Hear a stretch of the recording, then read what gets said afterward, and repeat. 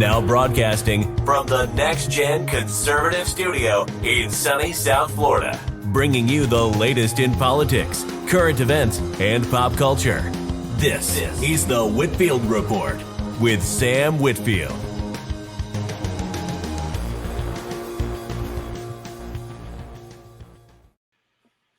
Ladies and gentlemen, welcome to the Whitfield Report, where we tackle the topics that others shy away from. Tonight, we delve into the world of pride, politics, and the questions that need to be asked. First up, why do we have an entire month dedicated to LGBT pride instead of just a week? It is a legitimate question. While some argue for the importance of visibility and celebration, others wonder if a month-long observation is excessive. Is it necessary to allocate such a significant duration for a specific community's pride? We'll dig into the origins, significance, and implications of this choice. Next, let's turn our attention to the recent decision to hang the LGBT flag in the White House. Now, don't get me wrong, I'm all for diversity and inclusivity, but is it appropriate to display a flag in such a prestigious location when no soldiers have died to fight for it? We honor the sacrifices made for our nation by flying the American flag high, and rightly so. But what message does it send when we elevate a symbol without such a historical weight? Moving on, we address the issue of shaming and ostracizing those who choose not to participate in pride celebrations. Are we witnessing a paradox? LGBT activists often champion acceptance, yet it seems they are quick to shame and ostracize other individuals who simply opt out of pride events. These people don't hate gay people, nor do they have any problem with people's personal sexuality. They just simply choose not to participate in pride because guess what? They're not gay. Is this a case of selective acceptance? Shouldn't true acceptance extend to respecting individual choices without resorting to condemnation? And finally, we must ask this tough question. What differentiates LGBT activists from fundamentalist Christian groups who shame and ostracize LGBT individuals? It is a challenging query and often uncomfortable, but an important question to explore nonetheless. When it comes to tactics and attitudes, are there parallels that cannot be ignored? We think so, and we'll explain why during the program. Is it possible in some instances the lines have become blurred, leaving us to question the very nature of acceptance and tolerance? Tonight, we dive into these critical questions, aiming to shed a light on a complex and often divisive topics. Stay tuned, ladies and gentlemen, as we embark on an honest and thought-provoking discussion that challenges the mainstream narrative. This is the Whitfield Report, and we're not afraid to ask tough questions, and we also have the right to offend. Max Sand joins us tonight. I see what you did there. And, this might be a perfect time to also, announce that, Right to Offend Media, which is, I guess, Max's, equivalent of the EIB network. It's not really like a political brand, but, the Whitfield Report has kind of become the political wing of Right to Offend, and so I've been looking to retire the Next Gen Conservative brand because, let's face it, I'm not really the next generation of conservatives. I'm pushing 30. I'm the current gen conservative at this point. More than ever, right? Like people 30 to maybe 45 is like the main voting demographic. So yeah, we are the current gen. But, every once in a while we do need to have these discussions. And for people who I've gotten some questions about right to offend media, like why that brand, right? And Max could probably answer this question better than I can because he's the one who came up with it. But the point is not to offend for just being offensive. I mean, Max and Shmuley and even I, to a certain extent, we enjoy a good shitpost as much as anyone. But the point, to me at least, seems to be that when you ask thought-provoking questions and have these conversations, someone is always going to get offended and try to shut you down.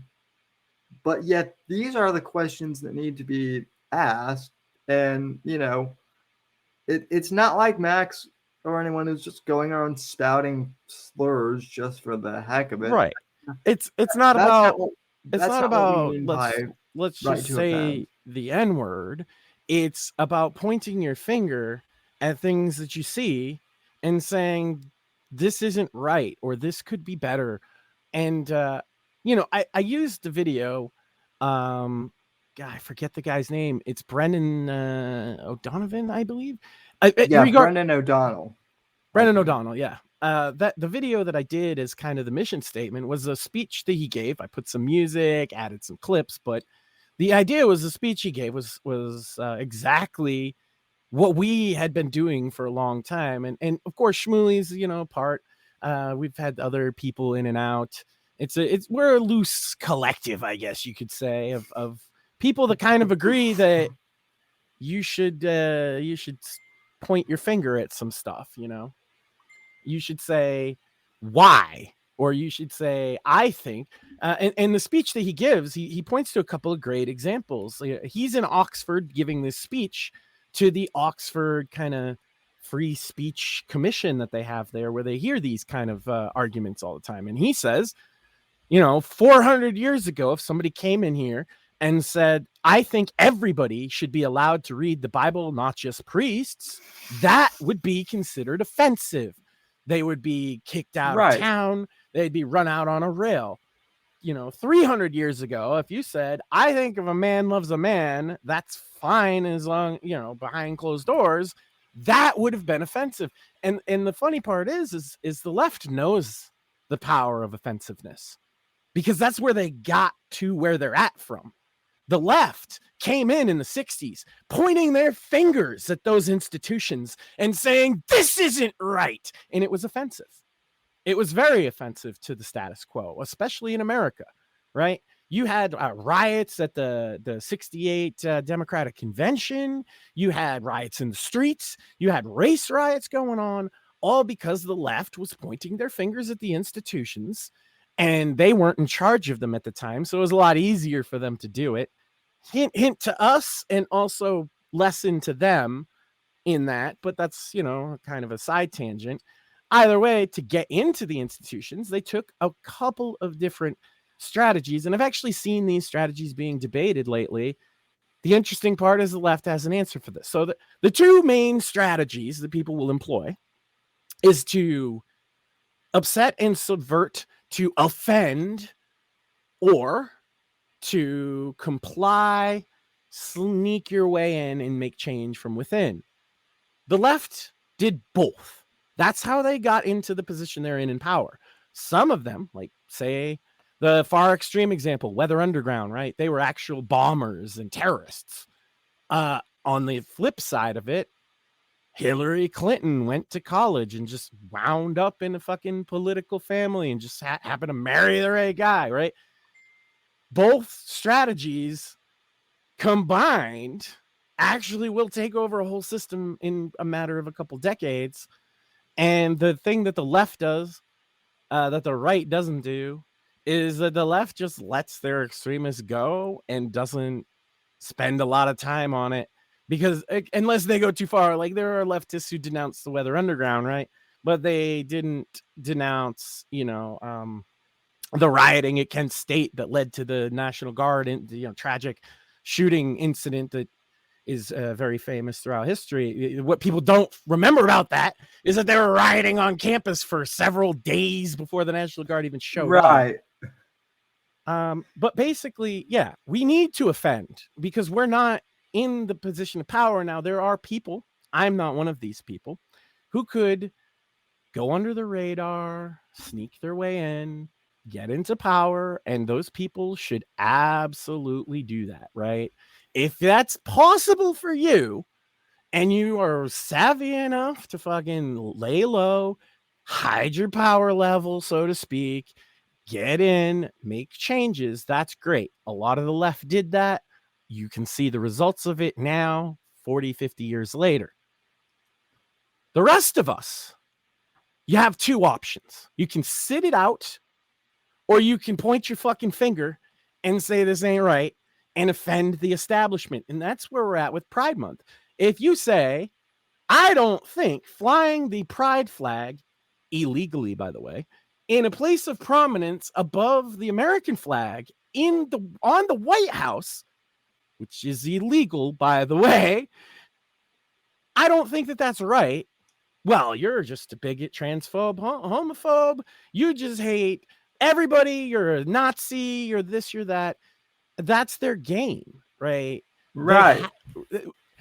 Us offending them requires them to kick back as hard as possible to undermine our message.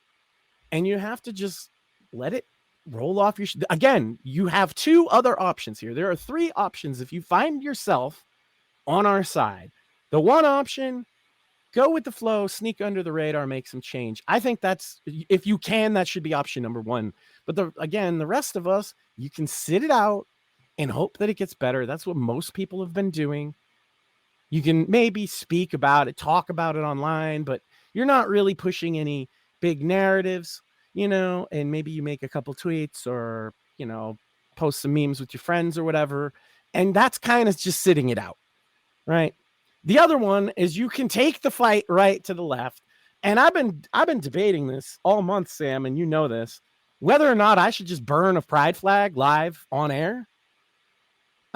This has been something that I've been debating about because, again, I know gay people and I don't wish any ill on those people I know, right? And it has nothing to do with their sexuality. It's more of a political problem. Yeah, well, unfortunately, I'm being paged by my son to help him, so I will be right back. No, go ahead. No, and this is the thing, ladies and gentlemen. We are at the point where it is no longer about just simply accepting, about being tolerant and being accepting of gay or even transgenders, gender rights, right? I've said multiple times on this program, just this year alone, and in years past too, that when it comes, when it comes to my view on, gay and trans individuals, on a personal level, I don't care what you do, in the privacy of your own home, as long as you're a consenting adult. You can be gay, transgender, straight, whatever. I might not understand your sexuality, but it's not my business. And, you be you and I'll be me, and, case closed. The issue that I have, and the issue that a lot of people have, to just be blunt, is that now there are LGBT activists saying, no, you have to explicitly celebrate my sexuality. Well, it doesn't really matter if you explicitly do it or not, right? When they're flying that flag as a conquering flag above the U.S. Like, that's the problem. You are now flying a flag in my, and this is what I was getting at with the burning it thing. It really has nothing to do with any one individual. It's that this is a symbol of you conquering everything I stand for, and you want me to fucking salute it?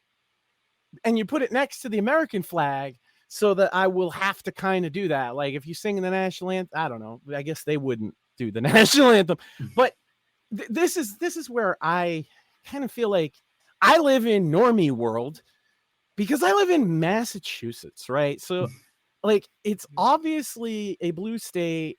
I've gone into this before. That mostly has to do with the Boston population. And if you look at the demographics, we only lose by like so much. And it's like the entire state versus Boston's one county, right? Regardless of that, it is a blue state. Even the Republicans here tend to be more on like the libertarian side of things, not even necessarily. Trump is right, quite popular, but they tend to be more freedom loving types, and they're getting fed up with it. There's a famous story going around now too. Okay. And I'll bring both of them up. I'm sure you've heard of both of them and we can discuss. Number one is the case of the little boy in Middleborough, which is not far from where I am at all, who wore a shirt to school that said there are only two genders, got suspended from school, and is now fighting this in court. The other, which went viral yesterday, was that students at, was it Mansfield? It doesn't matter. It's a town in Massachusetts, probably 50 miles away from me or so. And the students in this middle school, there was a subset of students. They were told to wear rainbow flags for Pride Day as part of Spirit Week. Now, the school's argument on this is, well, we didn't force anybody. But like Spirit Week, if anybody ever gone to school and had Spirit Week, you know that it is about pressuring you into wearing the thing. And back in the day, it used to be school colors. It used to be, hey, it's 80s day. Shit like that, just to get everybody on the, feeling like a community and it's supposed to bring up school spirit. This is inherently the opposite of that because it's divisive as fuck.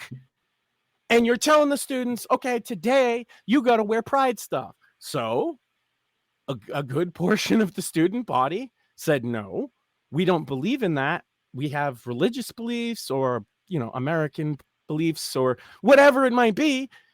I think there's a little bit of like, this is the corporate cat laid. This is their version of DARE for our generation. Like everybody sat there at the fucking DARE class laughing at how stupid some of the shit was. And then almost everybody in every DARE class in my generation has at least smoked pot. Right? Yeah. At least minimum. Right? And I'm not talking a small most of. I'm saying like 80, maybe 90% of people who went through DARE classes have smoked pot once in their life after that. Because it was ridiculous. It was talking down to you. It was treating you like you're stupid. It was corpo. It was fake. It was this saccharine sweet. I call it the kid show voice, the way they talk to kids. This is why, by the way, the drag queen stuff and whatever, they'll get young kids is because one, they use bright, fun colors, and two, they use the kid show voice. They talk like this. Isn't it great to be gay? Don't you love it when everything is rainbows? Like, but that's the little kids, and that's why so many little kids won't rebel against it. But get to middle school. What a middle school and high school is where you rebel. And why is that? Why is it that teenage years are inherently tied into this idea of rebellion? Is that a postmodern idea? Is it something that came about in the No, actually, what it is that when you're coming of age, you are now in a position where you have the mental capacity, maybe not fully developed, but you're starting to understand abstractions. You're starting to understand the bigger picture of the world and where you fit in it. And then you see the kid show voices telling you that you have to wear rainbow today. And you're like, yeah, but I religiously don't agree with that, teacher. And they're like, well, if you don't wear rainbow, you're not going to get the extra points on the exam. And then, all right.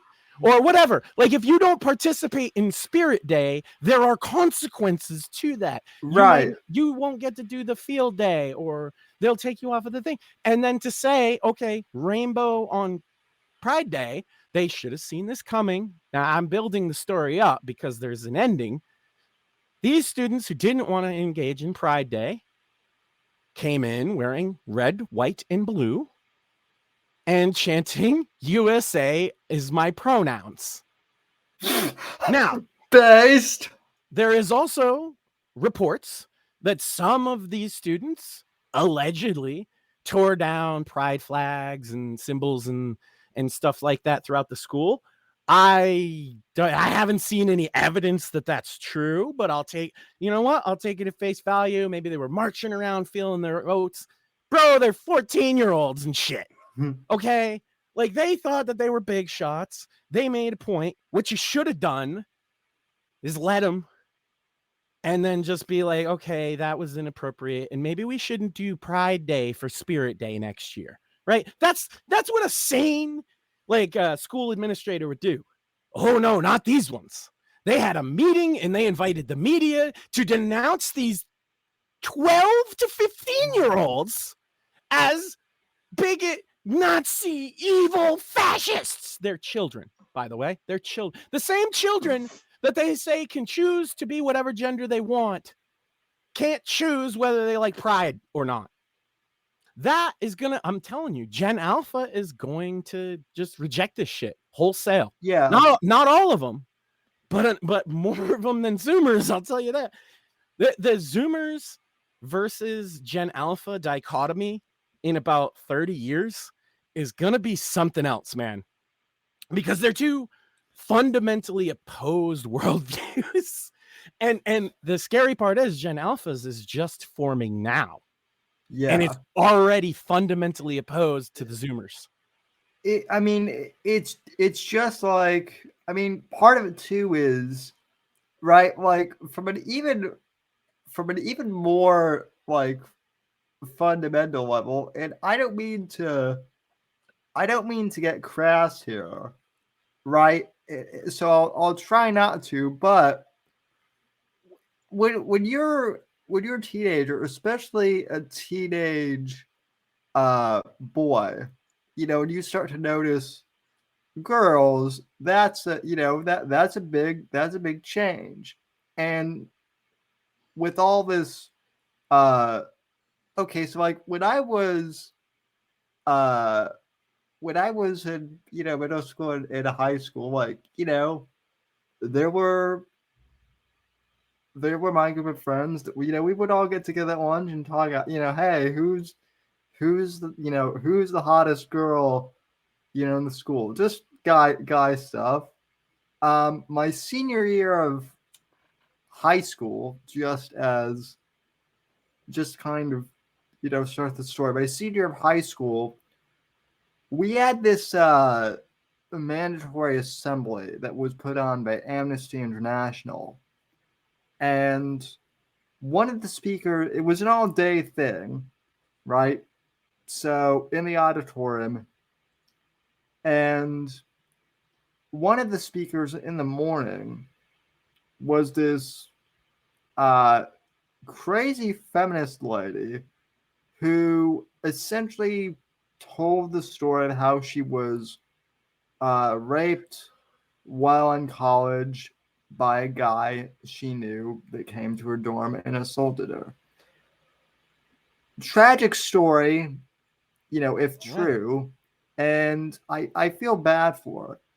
But what happened after she was telling that story was she looks out at the crowd and she goes, every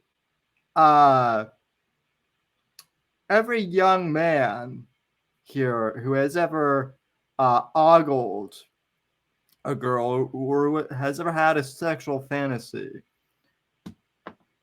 basically every guy in here is a potential rapist, right? And I right. basically that's That's their belief, and it's interesting because it's a biological hormonal thing that you can't help. Right. So it's just an easy way to demonize, you know, a class of people, which in this case is men or young men. So that's what I'm saying too. Like, so basically, like, a few of my friends and I, we basically got up and we basically like walked out, or in my case, rolled out of the Sam's walking out again. And no, I mean, I've told this story before on the show, I know, but just to illustrate, like, there's nothing wrong with a teenage boy being a teenage boy. Right. But like, I mean, there are lines that you can easily cross, but that's why we have a justice system. If you've crossed those lines, it's very likely you can get in serious fucking trouble for it often, right? But the majority of guys at 13 wouldn't know how to rape a bitch. Let's be real. Right? They don't even, like, they might have seen porn, right? So they'll know what to put it in. But I mean, watching porn and engaging in like a felonious assault on a person are two very different things. And so, yeah, most 13-year-old boys are like, man, she's pretty. I like her hair, or maybe her, you know, barely there boobs because she's also 13. You know what I'm saying? They like the girl because the hormones in their body tell them to, because it's as natural as day. And as long as, look, I'll even excuse some behavior. You know, you could maybe at 13, you can maybe forgive a guy for staring a bit too long because he don't know. He's 13. At 13 years old, you could maybe forgive a guy for fucking saying something that is like completely awkward and inappropriate, like things like that. Obviously, if he gropes her, that's different, right? And but that doesn't happen very often amongst preteens and early teenagers. Right. More often, they think about them. You know, they fucking, well, you know, I think now they'll trade fucking selfie or try to get pictures or whatever. By the way, kid, if you're under 18 and you're listening to my voice right now, one, stop, right? This is not for you. That's why there's a warning right on the screen there. But two, if we get past that, don't do that. Don't do that. You know what I mean? Like, don't trade nudes. Don't accept them. Don't send them. It's very, like, it might seem innocent until you end up naked in front of your whole school laughing at you. And then it won't seem so fucking innocent. So, but regardless, all of that shit is normal, hormonal, teenage bullshit. None of it is indicative of somebody who would be, you know, capable of felonious assault of any variety. None of it is an indicator of psychopathy or anything like that. Look, man, young dudes got hormones flowing through. They get horny. Sometimes when you're a teenage boy, you get a boner over homework and you don't know why. Right? That's just what it is. You get them when you're doing things that aren't even sexual. Oh my god, the number of guys that get like wrestling boners, which is actually completely normal. Like, if you're doing amateur style wrestling and like it is actually normal for some guys, because, like, again, you're most likely a teenager and your hormones are fucking wild and you have no control of them. Things like that, right? You're not into dudes, right? Which is why this problem comes up so much, because they're like, I got a boner when I was wrestling. And it's like, yeah, but think about this. You also got a boner in third period class and there weren't even any girls in there. Well, you know what I mean? But then here's the malicious thing, right? And this is why I bring up this topic specifically. It's like, right, guys get, you know, boners at random, and specifically like with, you know, wrestling and whatnot. now you have all these political activists in the school who are like, oh, well, maybe you are gay. Oh no, you're definitely and gay. Yeah, you're definitely gay. Matter of fact, you're probably trans, right? Yeah, it's gone that I've talked about the confused teenager thing before. Like, you can, if you offer the benefits that they offer for being for going gay or going, especially now going trans. A couple of years ago it was going gay, so I always use that as an example. But like, think about it like this: you're a teenager, you don't know your place in the world. Maybe you have autism. Most of these trans seem to, like, autism seems to be who is targeted with this ideology or is who's susceptible to it or whatever. Yep. I consider the grooming thing to be an assault on mostly autistic children, and that's why it bothers me so much. Yep.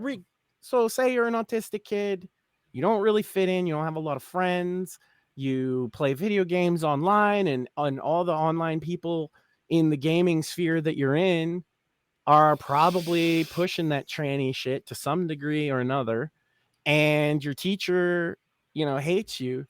But you see that your teacher also hated Joey, but now Joey is Joanne, and now Joey gets an A in that class, and now the teacher stops to fucking clap for Joanne, right? Yay! Oh, it's so brave that you can. Like, if you're a kid that has nothing, no prospect of girlfriends, no real friends, you're a nobody in class, maybe you're not failing out of school, but you're not academically superior.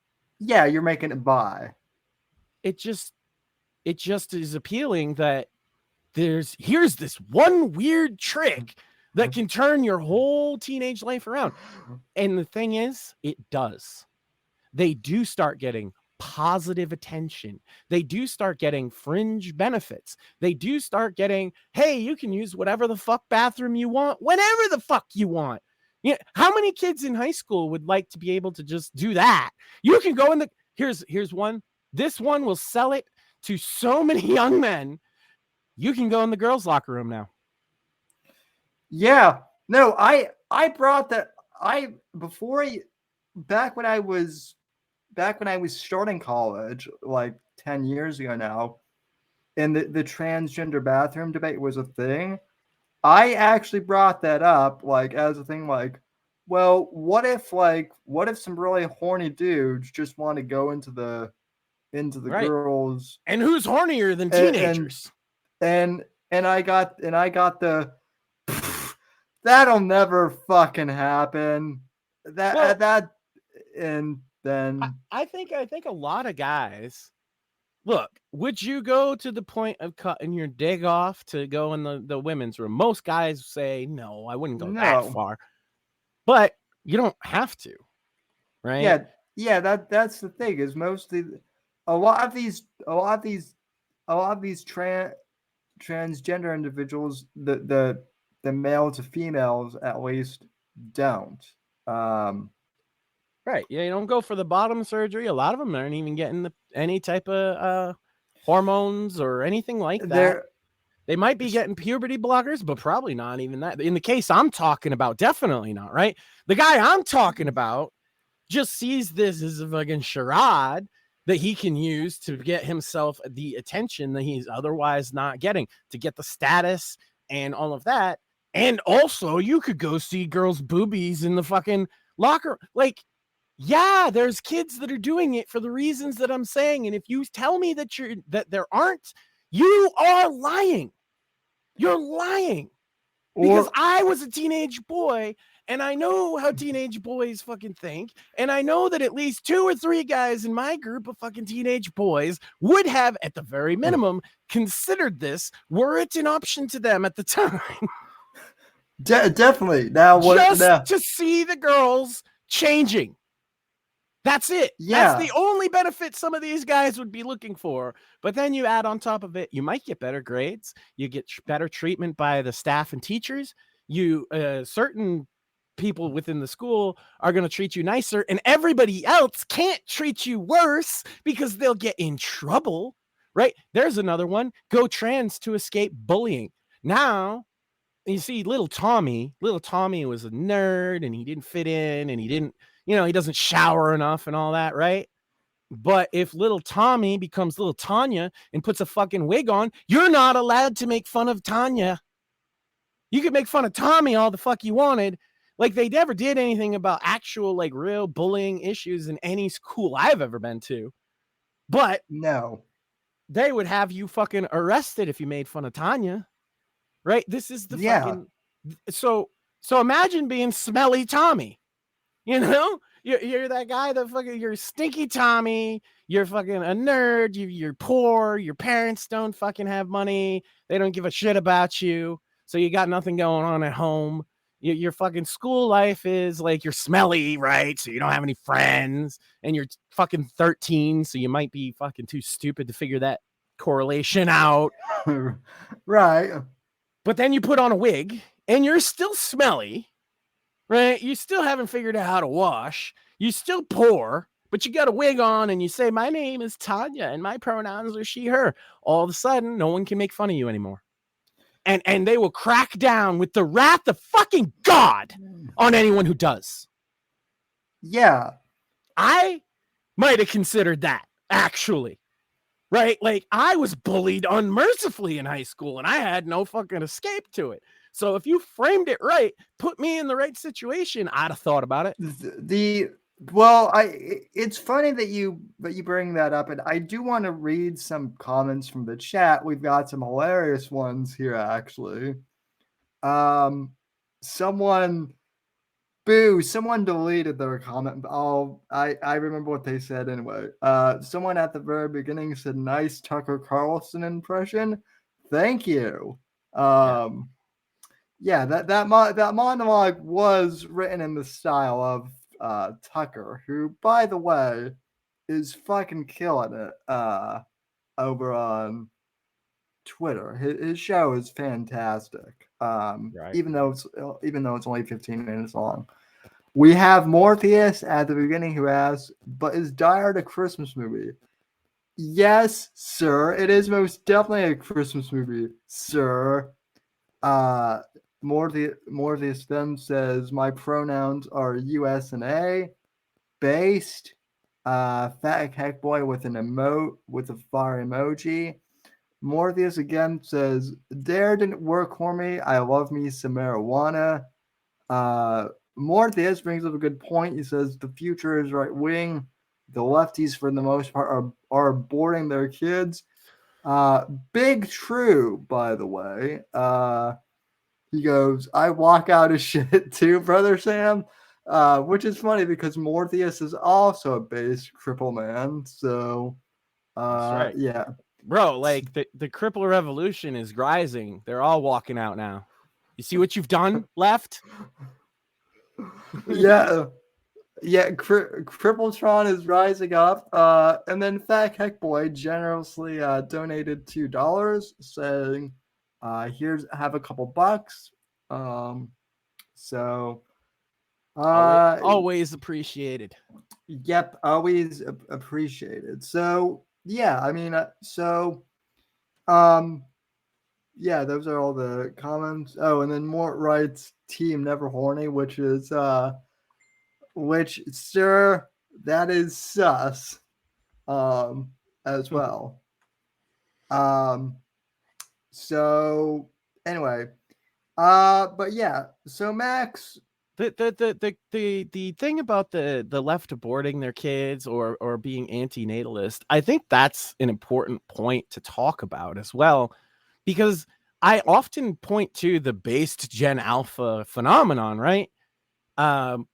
They're not Zoomers kids, right? Like the way that the generations pan out. I mean, you get some like differences among the different edges of a generation, right? But generally speaking, Gen Alpha are actually millennials kids, right? They're not Zoomers kids, because Zoomers aren't of the age where they'd have a lot of kids at 10 years old, right? So like that has a lot to do with the dynamic I was talking about between Gen Alpha and Gen Z. Gen Z is actually Gen X's kids, because that's how this works, right? And so the Gen Z got raised with that Gen X kind of slacker kind of mentality that they had, very apolitical, and their sort of, rebellion against that was to go very, very political on both sides. You find right-wing Zoomers that go way overboard as much as left-wing Zoomers. Obviously, predominantly, it seems to be very left-wing generation, but I can't say there's not right-wing Zoomers because I know so many of them. But Gen Alpha being raised by millennials who, by and large, have a lot of reasons to have been political for a very long time, even at a very base level, right? Like, they've been engaged for several cycles with millennials. Have been engaged for several cycles with, at the very least, presidential elections. I think that's a fair assessment. Yeah. And partly because of 2008, partly because of the war, partly because of the current kind of recession that we're in now, partly because of the 2016 and the whole Trump thing. There's a lot of reasons why millennials have been political and raised their kids differently than Gen X, who Gen X was just like, the whole system's fucked, man, so we should just slack off. And they raised their kids, and their kids internalized that bit, but the fucking forgot the second part about we should just fuck off. And now they're like, no, the whole thing's corrupt, so we gotta tear it down. I'm fucking a child screaming at the machine. The angry young man bullshit that most generations go through. Zoomers are just doing it in 4K everywhere, and they're all trying to be famous for it as well, because we can't discount the impact of social media on why people act this way, right?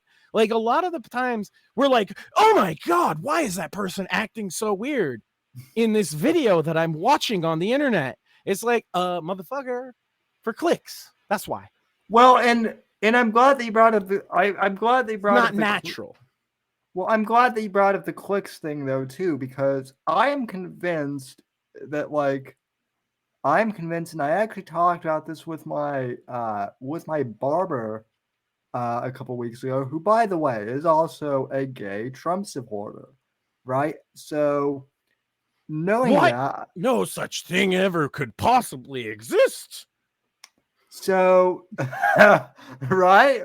So I talk with him, and he's asking me, right, the super straight guy, what's up with all?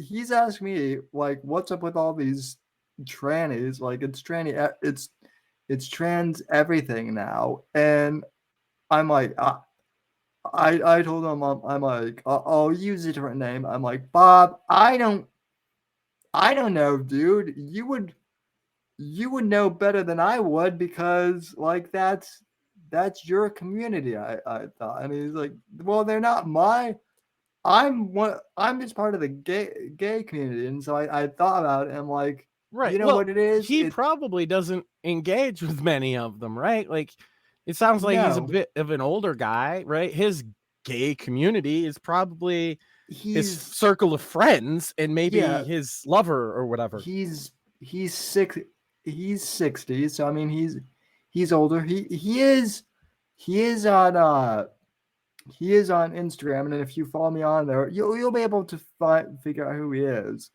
But no, in essence, like, he and I were both talking about it, and ultimately what we both came into is, it's fucking social media is what it is. All these gay trends and all these LGBT trends are because of, are because of shit going viral on the internet. I'm not saying that that's like the entirety of everything, but if it weren't for everyone having access to social media all the time, I don't think this shit would be as prevalent. Maybe that's just me, but no, it definitely wouldn't be. That's the whole hook. Like, this, the trans rights activists specifically, right, is a social media designed from the ground up to be effective on social media movement, right? Everything about it was meant to build on the fucking LGBT movement. Like I was mentioning to you off air, all of a sudden they've decided that Harvey Milk was bad. Now, I was telling you, like, I have criticisms of Harvey Milk as a person, right? There's certainly a lot of disturbing allegations regarding him and perhaps underage boys. However, ignoring that for a side and looking at it from the left, they've always lionized Harvey Milk as one of as almost the Martin Luther King of the gay rights movement. And to some degree, that's a fair assessment. He did more in pushing that, in particularly in California, than basically anybody. And now the trans and the others are saying, well, he's another white male. He's just another white male, and we really shouldn't lionize any white males, be they gay or straight.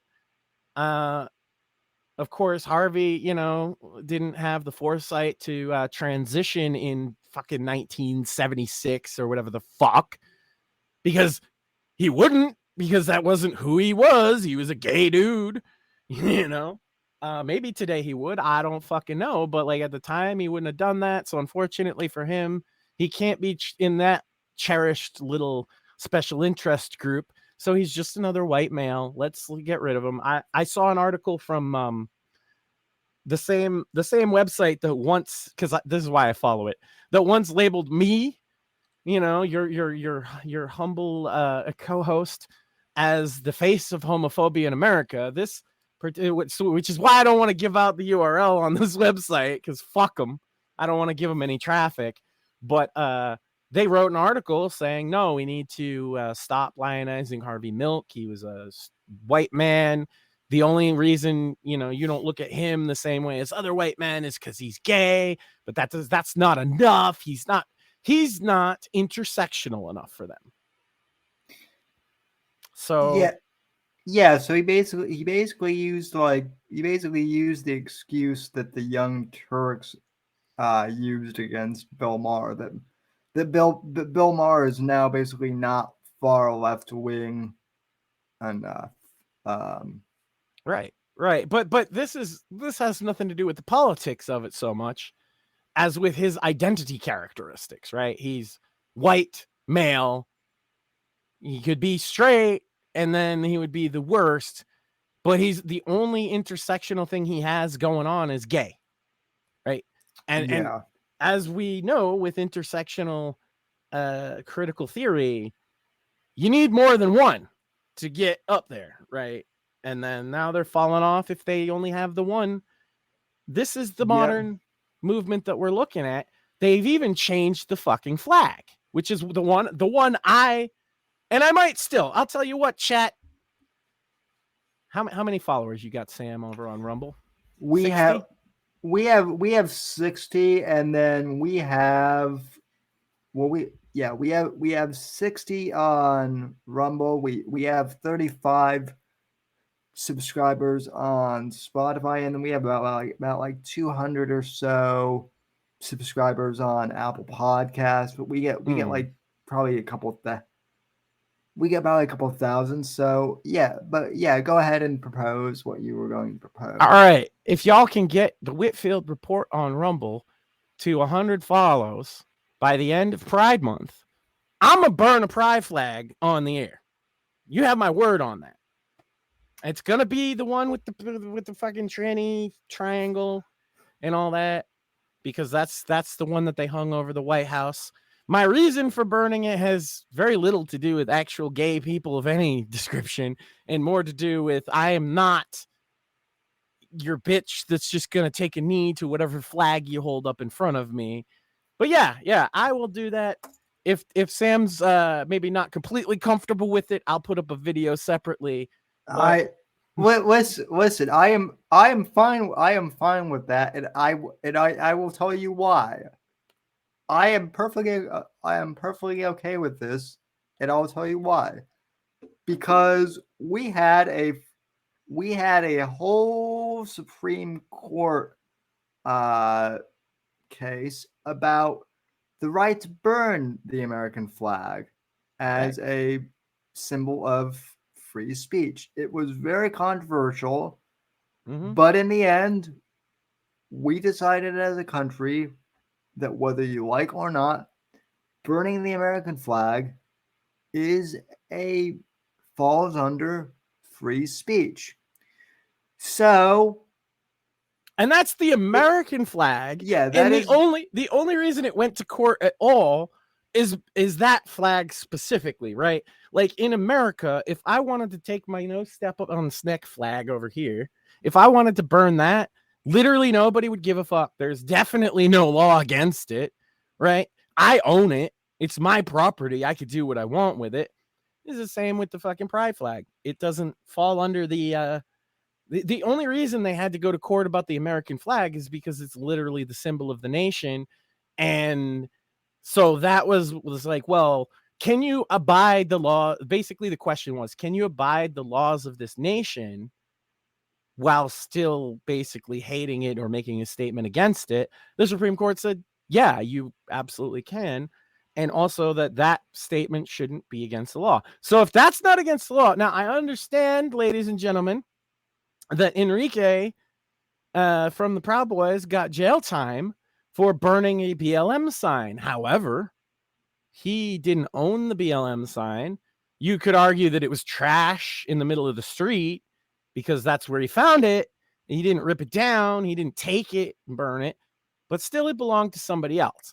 I have no intent.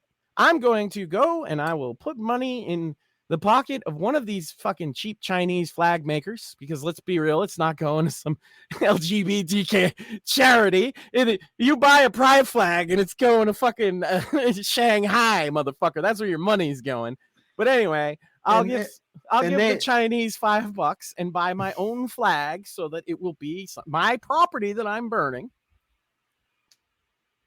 Yeah. The other thing I want to bring up, this is one of the reasons why I wanted to do a whole show on this too. And I've talked a little bit about it on Twitter. But if you follow me on Twitter, you know I interact with a gentleman named Craig, who is a U.S. veteran, and you know Craig's an interesting character. Craig reminds me of Shmuley. If Shmuley were the only other thing, the only other thing I was gonna say I know is from looking at his Twitter, he either really likes women's wrestling or might have a problem. I like to think the first one. Yeah. Although I've had, and I said this in one of the tweets, I've had my rant on women's wrestling on this show before, and I probably shouldn't get back into it, but he really likes women's wrestling. As I understood it, he was a somewhat like known person in like the AEW Twitter sphere or whatever. Yeah. And basically the best way to describe Craig was, you know, he was a wrestling man. He's not one of these weirdos that like, you know, role plays on his Twitter or anything weird like that, but he was just very supportive of the community, and just even outside of wrestling, very supportive of people and posting a lot of pictures of female wrestlers. And hey, you know what? And also Top Gun references, but you know that's another. By the way, the reason why he does that, the reason why I love Top Gun is because he served in the Navy too, and that's another that does tie into this. Right. So Craig, at the beginning of the month, and I'm in a group DM with him, he's like, you know, I'm gonna post the American flag and have that in my profile picture because that's the pride I'm celebrating, right? Pretty based. Also really low key, right? That's not really, that's not like, hey, key. I'm gonna go harass LGBT creators on like. It's just like, hey, I'm gonna put a flag in my profile. It's not the same one that you would put in yours. 10 years ago, no one would have batted an eyelash at that. It's especially not with a veteran, right? Like Right. out of all the people, you would expect him to do that. So then what I forget what happened, but keep in mind Craig does not get very political. But yet when he saw the I believe it was when he saw the pride flag hanging outside the White House, I wouldn't say he lost his shit because, like, honestly, he was justified, but he made a tweet basically. It seems like the main emotion from what I saw the tweet was expressing was not anger as much as pain. Yeah. And yeah.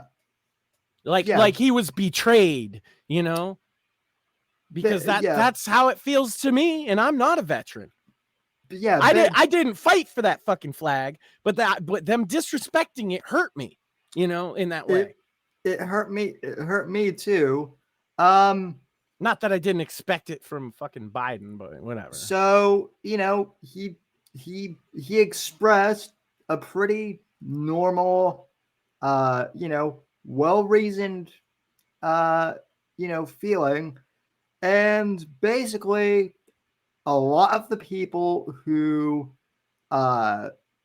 in the wrestling community, who we had been friends with, who we had been quote unquote friends with, I put that in air quotes because clearly they're not his friends. So you say wrestling community, and I say AEW Twitter marks, because the wrestling community is primarily made up of guys my age who take their kids to wrestling shows, and the AEW fans are mostly in their 20s, right? And have very different tastes and everything, and they're I mean, the numbers don't lie. They're a minority of wrestling fans. Okay, yeah, fair enough. Let's go with that. Because I don't want people thinking like, oh, WWE fans are just shitting on this veteran, because that would never happen. No. I actually really appreciate you pointing that out, because that actually, I think that should be pointed out. Because WWE does a yearly tribute to the troops where they go overseas and actually have wrestling show in war zones for many, many years.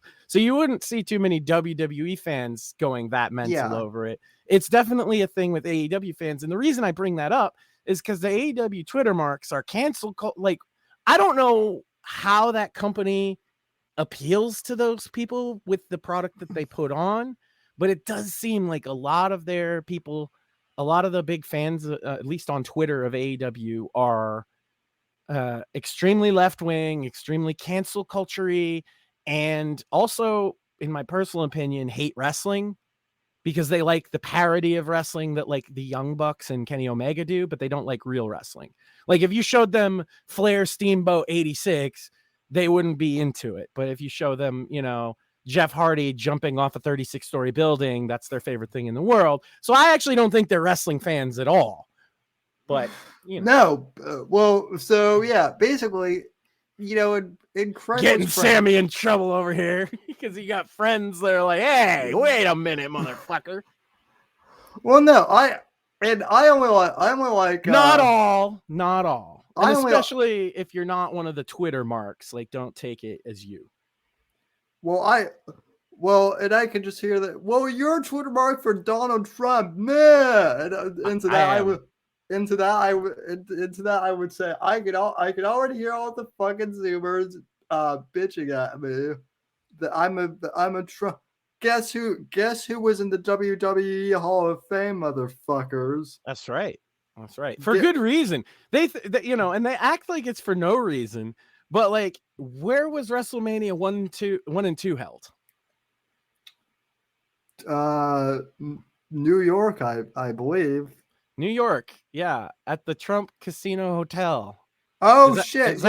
It's actually not New York. It was Atlantic City, but close enough. Yeah. Trump helped build that company, like that, and that's why Linda McMahon was in the Trump administration, as she was head of small businesses. Yep. So Yeah. like, yeah, And like and look, AEW is a different animal. And like, I actually respect some of what they do. I'm not trying to shit on it all.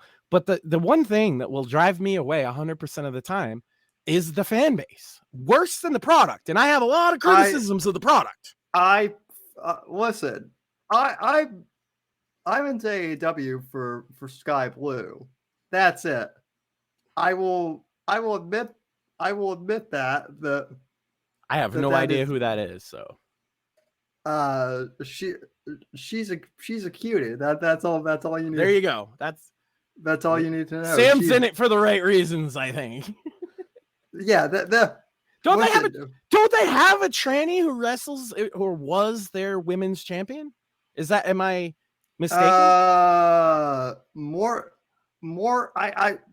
know you're in chat. You see more it's like you and I though. He doesn't want to pay attention to AEW that much. Look, I don't know if this person, Nyla Rose. I don't know if this person has been the champion.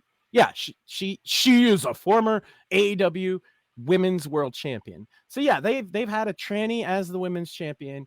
And I think in wrestling, that doesn't like bother people as much because there's sometimes intergender matches and things like that. But to me, I think of it like this. If you're a woman in AEW, you're essentially being forced to work with a man. If you want a championship opportunity, you have to wrestle a man. I don't like that. I think that women working with men in wrestling only works when it's the right chemistry between the man and woman. Like for example, I'll point to China had a great match with Chris Jericho one time, right, in the 90s. Oh yeah. Something like that is one thing. Or there was that guy a couple years ago, James Ellsworth. He had this weird chin, and it turned out he was like a creepy pedo, by the way, which is why you'll never hear from him again. But the thing that he did well was become a heel to the fucking women because he would start fights with women. And I believe he won the first ever women's Money in the Bank ladder match, which is fucking hilarious. Hilarious. No, what's funny about that too is one of the radical feminist, I think, websites at the time wrote an article about that, not understanding anything about wrestling whatsoever. And they actually like wrote like one of their legitimate complaint, articles about that, not understanding that it was a bit or how wrestling works at all. It was fucking hilarious. But getting back to my point about Craig, I just wanted to set the stage of what kind of fan base I perceive that he had somehow alienated, right? Like they got mad at a thing that he did. Well, these are the kind of people we're talking about. They tend to be left-wing. They're real big fans of this trans woman wrestler. They love a company that has a lot of like overtly left-wing stuff about it. Even though there are a lot of actual Trump supporters in the company too. I know Chris Jericho is one, and some of the other people. But the younger group that is associated with the Young Bucks runs the gamut from different political beliefs. But the fan base primarily pulls from fans of them, which is why it's so heavily cancel culture. Which is why your friend saying the most innocuous fucking shit in the world, all of a sudden he's going to get attacked, and all I wanted to do is set the stage. So, the floor is yours, sir. Which I appreciate that. Yeah. So he got canceled by a bunch of AEW Twitter marks, many of whom I know from personal experience that he had helped a few of them with being there to listen to them when they were having problems or something like that. But he did a wrong thing, though. That doesn't matter. It doesn't matter that as a human being he helped you out. He did wrong thing. And that is my point, ladies and gentlemen. We have gotten to the point where basically if you are against the religious right for persecuting LGBT individuals for quote unquote wrong thing. How is this any different as an example? I would already That's how I got here, right? I've been railing against censorship the whole time, right? Back then it was the fucking the religious right in most cases, right? Or I can't say because Scott Lieberman was a Democrat and he was the anti-video game guy, one of them. So like, yeah, it's always been this like fighting back against this oppressive force for me, and the oppressive force has changed over time. Now it's trans. That's the oppressive force. Hate to spoil it for you, trannies, but you're not oppressed at all. You are oppressing. You're oppressing people. You are oppressing their children. You're a threat. I mean, did you see the thing that even Elon Musk commented on, where the White House put out a little video that said that your children belong to us, and so if they're trans, we're gonna take them. Did you see that? No. Because Elon's response is, "You are the government. Those children don't belong to you," right? Like the fact that Elon Musk, by the way, and thank you for bringing this up. The fact that Elon Musk, who is a self-admitted Democrat, has voted Democrat multiple times, is now saying, "Hey, look, I'm going to vote Republican in the next election." And yeah, I mean that's the other thing is a lot of people I know who voted. Let me just set the record here, right? They voted Obama, Hillary, Biden. Okay, these are the kind of people I'm talking about are ready to vote Trump. Just saying, like, and yeah, that's anecdotal, but that's people that I've known, and I've known for a very long time, and their reasoning comes down to two very simple things. One, I'm poor. I shouldn't be. Two, leave my fucking kids alone. That's it. Yeah. They're gonna vote Trump just because of that. They don't care about anything else. And that's not just one or two people I'm talking about. I would say it's the general consensus of a lot of parents at the PTA meetings when you're having coffee and just talking about shit, right? Like, this is a mindset that people have where they've literally voted for Democrats in the last 4 elections. Well, and they're going to vote Trump because how much money they've lost just by nothing changing except inflation. They've lost money, which we all kind of have, you know? Well, it's not just that. I mean, it is that primarily, but also the fact that, like, even the Democrats now can anybody deny at this point with a straight face that Biden is totally just mentally incompetent. He doesn't. I deny that. I don't think he's incompetent at all. I think he does a bad job, but like I've been saying this for a long time. A lot of these policies come right out of the Biden playbook. It's not stuff he wouldn't ever do, you know, because he's always been that guy. He's always been that guy that will say whatever the fuck he has to say. That's why he got to that position in the first place, right? So, but yeah, no, but then Max, like, serious question, like, do you think he has dementia though? Because like there are moments where he like stares off. I think he's old. I think I know old people like that. I think everybody knows old people like that. But I think that he is more competent in terms of, it's not competency. I'm not talking about competency because saying he's competent is just untrue. He's an incompetent president. He always has been. But I do think that a large majority of the positions that he's taking are Biden positions. Whether he first came up with it or not is kind of irrelevant to that, right? Like the green stuff, and I've been saying this all along, is not being pushed onto him. He was told by his poll guys, his number guys, whatever. Hey, if you do the green stuff, you'll win over the greenies, and that's the largest wing of the left. So he does the green stuff. And he doesn't care if it alienates the center left of the party because they're going to vote for him anyway. The problem is they're actually, those are the people I'm talking about that aren't going to vote for him.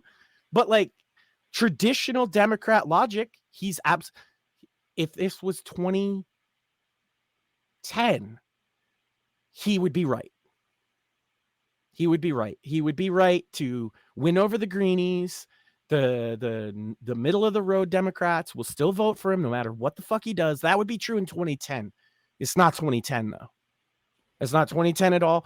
We have a couple years ago, we had one of the best economies in my adult life, actually the best economy in my adult life, and neck and neck with the best economy in my entire life. Yep. And we've gone from that to the worst economy in my adult life in just a few years. People notice this shit. They might not be able to express it. And I'm telling you, yeah, the culture war, the trans stuff, the pride stuff going too far all has a factor in it. But at the end of the day, a lot of these votes are going to be specifically on kitchen table issues. Well, I mean, I agree. I do feel like, in regards to that, I do feel like the LGBT thing. I wouldn't say it's a kitchen table issue because clearly it's not. But it's a culture war issue. It is a culture war, but I will. Culture war issues are going to help. Kitchen table issues are going to win. That's what I'm saying. Culture, because some people will be like, oh, just focus on kitchen table issues then, and the culture war stuff's too divided. No, do the culture war stuff because it's helping.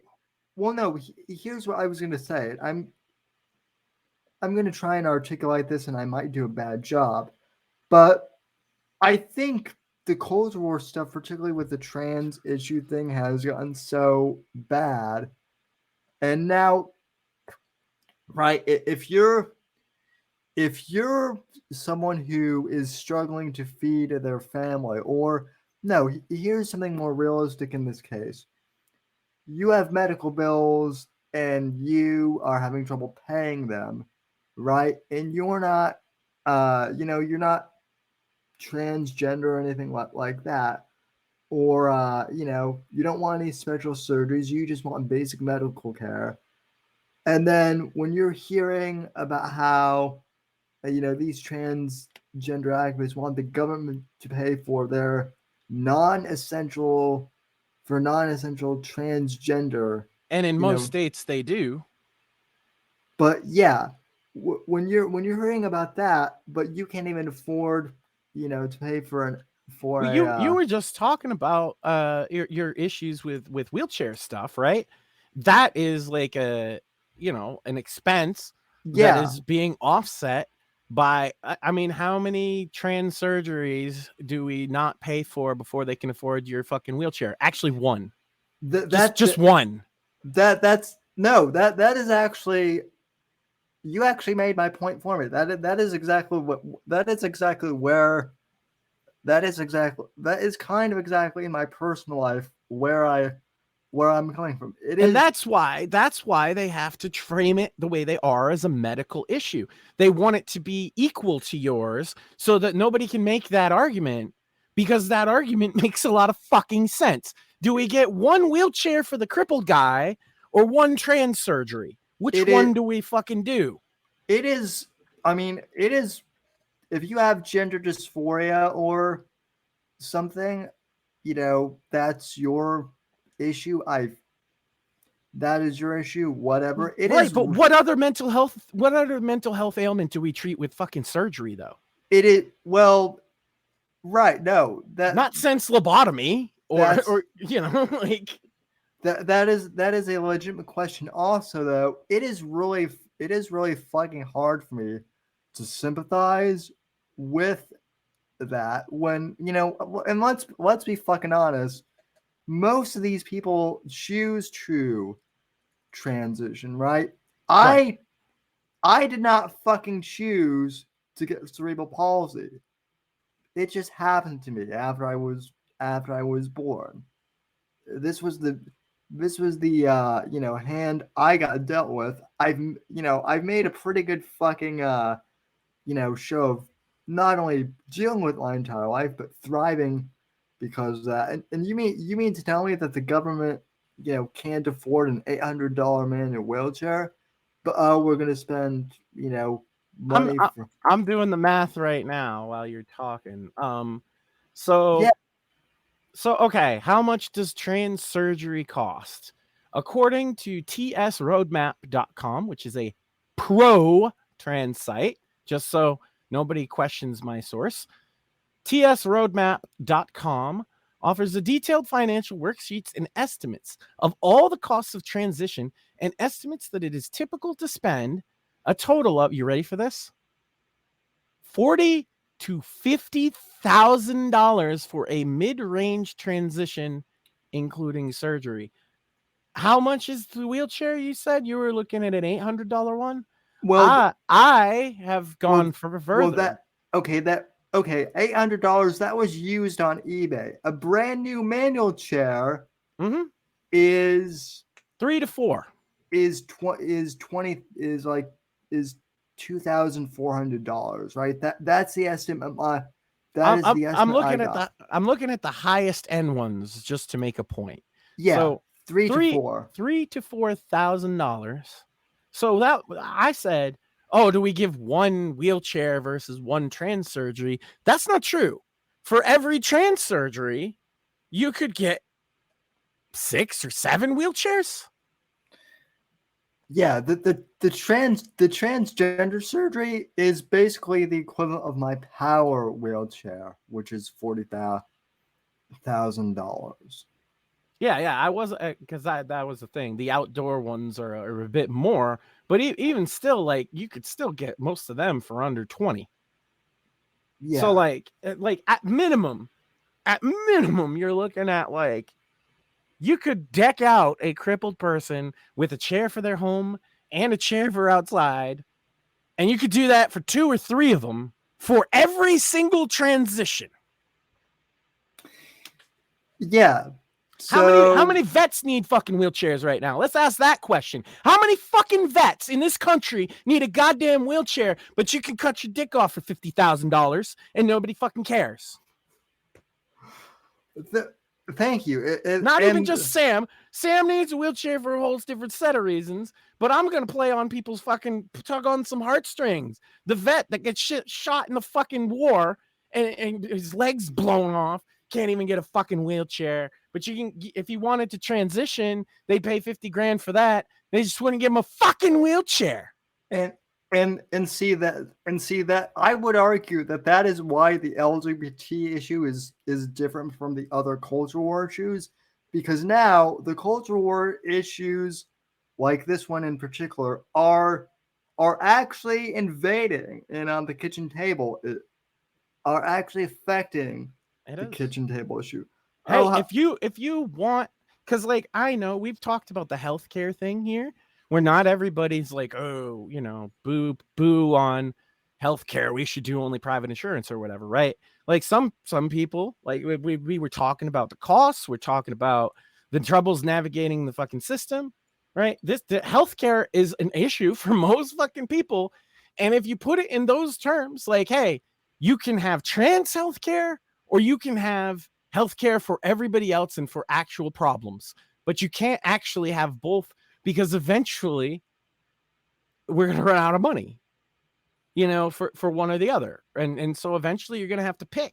And they are right now picking trans surgeries over wheelchairs for veterans, over cancer treatment, over fucking, you name it. Even, you know what? Let's throw one out that the fucking LGBT community cares about. AIDS patients, right?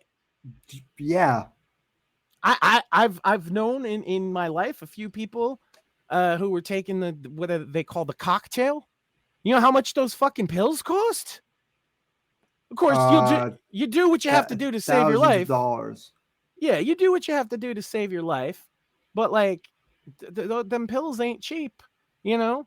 And imagine looking at that and thinking to yourself, well, how many trans surgeries could fucking be cut out to fucking pay for my life saving? They want to talk about, oh, trans care is life saving for fucking children. What about the fucking cancer patient who needs chemo and gets rejected by their insurance company? How about that? Is that not life saving care? Because you're making it be a priority between one or the other now. Yeah. Yeah, no, that is literally where we're at. That is why this thing is so that is why this issue is so cantankerous, because it's not just a cultural war issue. It is literally becoming an issue that now affects kitchen table values. We tried to be amicable about it. Like I said. Well, the other thing is, who else is sitting at the kitchen table? Your kids. So it's all tied. It is all tied together. I'm just saying, for the undecided voter, for the centrist, for the people that only come out for presidential elections, the money thing is gonna talk really, really loudly. That's all I was trying to get at. That's why it's the number one. And then number two, when you get to the people who are just a little bit to the right of those people, then it's immediately they're talking about the schools and what they're doing to kids and drag shows. And they had like, oh, the Biden administration denounced the one topless tranny. It's like, you invited them. Give me a break. You know what pride. Give me a break, Biden administration. You knew what pride is. You knew they were going to engage in disgusting behavior on the White House lawn. You invited them. You don't get to fucking denounce it right afterwards. Which by nobody the way, buys that. No, nobody buys that. And by the way, what exactly was the justification for that, right? Like, what just state? Just Pride Month. just Pride Month. Well, right, but usually, like, a lot of these activists, like, they like to try. They always say, "Oh, we're making a statement here with this." By doing X, Y, or Z, we're making a statement about this. Really, what fucking statement was, having a trans person pose topless? Like, what statement were you making with that? And furthermore, here's another question. Would they be getting the same, like, celebration on social media if it were, like, straight girls doing, like, a Girls Gone Wild thing on the White House lawn? No, they probably fucking wouldn't. No, their whole thing is, you have, like, morals and standards that aren't as open and disgusting as mine. Well, here, I'm going to show you all the disgusting shit we're into. That'll teach you, bigot. That's all the statement is. That's all. Yeah. Everything they're doing is just punitive because they hate you. Yeah. There is no logic underneath it anymore. They're not capable of it anymore. They needed the logic, like I was saying, when they clawed their way into the institutions so many years ago. They needed principles. They needed logic. If you look at, like, Saul Alinsky, Rules for Radicals, he'll tell you, hold your opponents to their standards, and make them live by their standards, because that's actually very difficult to do. They're great at that. And here's the trick. If you don't want to get held to your own standards, just don't have any standards. So there they are. Yep. They don't have any standards. There is no taboo that somebody in the far left won't cross just to offend you. The other thing is, and this goes out to my Christian people, I love you. I really do. I really think that you're in the right in this fight, but there's just one thing. Stop getting trolled by Satanists. Stop. They want you to be mad at them.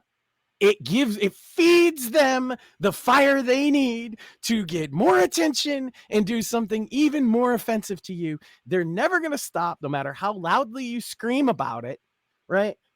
Stop letting them troll you into overreacting and looking stupid because it's getting worse all the time.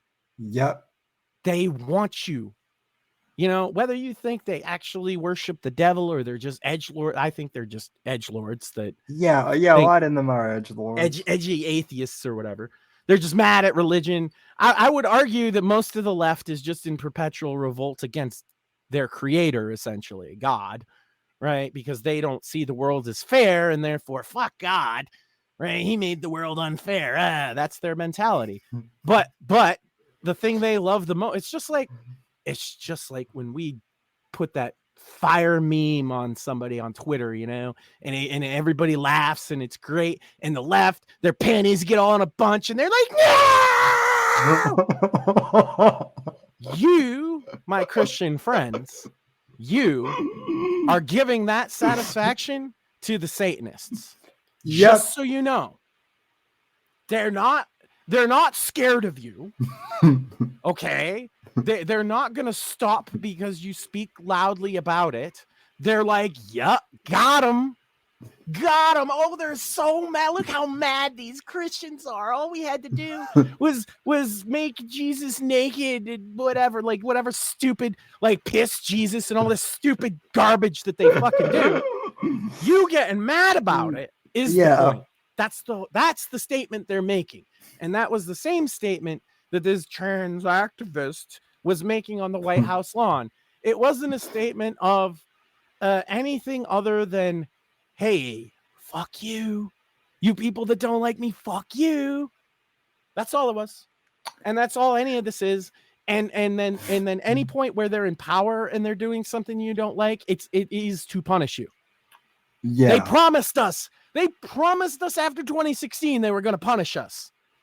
Do we not see it? It's all around you. Yep. We stepped off the fucking plantation to vote for Trump, and now we must all be punished. Which, by the way, Max, perfect segue. Trump and Before that, Morpheus brought up a fucking thing, and this really, really upsets me. He said Medicare/Medicaid covers transgender surgeries. Fuck you. Yep. Like, fuck that. That, like, you know what Medicare didn't cover? My fucking father-in-law's life-saving care he needed at the end of his life. Which is why he's fucking dead. You know? But they can fucking cut your dick off. They'll pay for that. They wouldn't cover my needing to get a manual wheelchair because, quote, I already had a perfectly working good power wheelchair, even though that's 5 years old and needs new tires too, and doesn't quite fit around your house, from what I understand. Yeah, which is why you wanted the manual one in the first place, correct? Yeah, and basically what I've been told is, well, you know, people in wheelchairs, they don't go outside. That's what these Medicaid bureaucrats fucking think. They don't think that Morpheus and I will leave our house ever. True, I mean, I do work from home somewhat when I can get freelance work, but you fucking government bureaucrats. Yeah, I mean, I knew that. So sorry, okay. Max. No, I wasn't. I knew that most insurances would cover it, like Obamacare shit, but I didn't know it was Medicare and Medicaid. That's fucking ridiculous. Like, that's an elective fucking surgery, bro. That's cosmetic surgery. Let's be real. It's cosmetic surgery. That's all it is. They ain't gonna pay for me to get a nose job, but they'll pay to get a dick job. Give me a fucking break.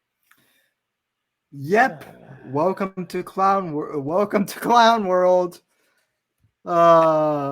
Hey, and does anybody, like I do, know somebody suffering from cancer who can't afford their treatment? Just think of them every time you see a tranny, because that tranny stole the money that could be used to treat them. Yeah, well, when my mom when my mom had cancer last year, she had stage 1 lung cancer. Jeez. And granted, stage 1, they caught it early, right? So it's not that bad. Right. Um, it's still cancer, right? for, You can't really downplay it, you know. Fortunately, her company had a health savings account option, and she was able to use that health savings account to pay for treatments that would help, that basically, in short, eradicated the cancer early on. And thank God she is cancer free. But basically, her insurance was telling her that they could not treat her until she got sicker, which by then it might have been too fucking late. And so, again, fuck you, government, because wait. So she wasn't, because I thought, she just paid out the deductible. You're saying it wasn't even a deductible. She had to pay for the whole fucking thing out of pocket because she wasn't sick enough. Pretty much, yes. But I want to know how many trans surgeries were last year. That's what I need to know now. Yeah.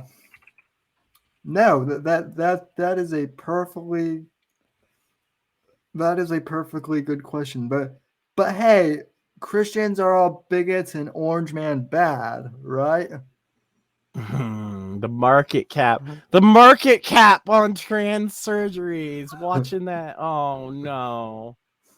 Oh, $1.9 billion industry. Yeah. No, it's just because they care about the trans kids, guys. It's not because they have an 11.2% US market cap CAGR or anything like that. No. It's just because they care. Fuck's sake, dude. 1.4% of young people. 1.4% of young people aged 13 to 17 and 1.3% of young people aged 18 to 24, respectively, are transgender in the U.S., accounting for only 0.5% of the total adults. But how much money are we spending on them? What's the answer? In 2022, 1.9 billion tax dollars. But sorry, Sam and Morpheus and Max, we don't have enough money to pay for your guys' medical. Yeah, they had enough money for all this, but my father-in-law's dead, so that's nice. Yeah, my mom could have died, last year. Thank God we had the health savings account, and we had some family and friends who were willing to pitch in for that financially a bit as well. Thank God for that. But yeah, this is why I don't give a shit about. Well, Trump says mean things on Twitter. When Trump was in office, he was proposing massive Medicaid reforms for. A lot of people on Twitter are saying a lot of mean things now too because of all this shit. It's almost like when you come up across against something like, fuck the cancer patients, let's do cosmetic surgery for mentally ill people. Right. I think I need to transition into Brad Pitt. How much you think that'll cost the government? Probably a lot. Well, hey, listen. All you need to do, Max, is identify as Brad Pitt, True. right? I am Brad Pitt. My pronouns are he, him, I guess, right? Your pronouns are sexiest and then man alive. or right? Wasn't that a thing that like People magazine used to do back in the day? Probably. But yeah, speaking of mean orange man, Trump indictment. Yeah. Sorry, I just got when he pointed out the Medicare thing, I had to like I was mad. But yeah, Yeah, the indictment, which worked out really well for Trump and not so well for them. The smiles, the really easygoing demeanor. I don't know if you saw his speech afterwards, but that was pretty good too. He had some good shots in there. no, I didn't see the speech, but I did see a tweet from I think it was like Dave Rubin tweeted that like he was that Trump is like playing DJ at Mar-a-Lago, which I think is just hilarious.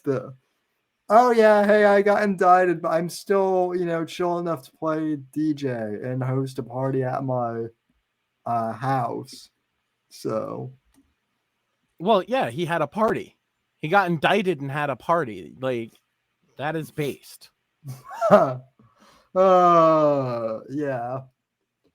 So, if they lock him up, we really do live in a banana republic. I'm not saying this in any way of a threat, rather a warning, because I know it's just true. If they lock him up, there's probably going to be violence in this guy. I'm not going to go with like a lot of people think civil war. No, not that level. I don't think it'll be that much. But there's going to be riots, both from the left and the right, if they lock him up. Like the left will riot in victory, and the right will riot in absolute outrage. Yeah. Now that's not going to be our dear viewers because they're too smart for that. But there's going to be some fucking angry people. And again, we don't condemn violence of any kind. But also with this another thing relating to the trip. But we're not unrealistic. It's pointing out these people are gonna be fucking angry, and what do you think's gonna happen? It's like what I said on January 6th was the question I kept repeating is like, what did you expect to happen? You told these people that no, none of this that you're worried about actually happened. Also, you're not allowed to ever talk about it. Also, you think the election is stolen, but we're going to just continue on our merry way. Fuck you.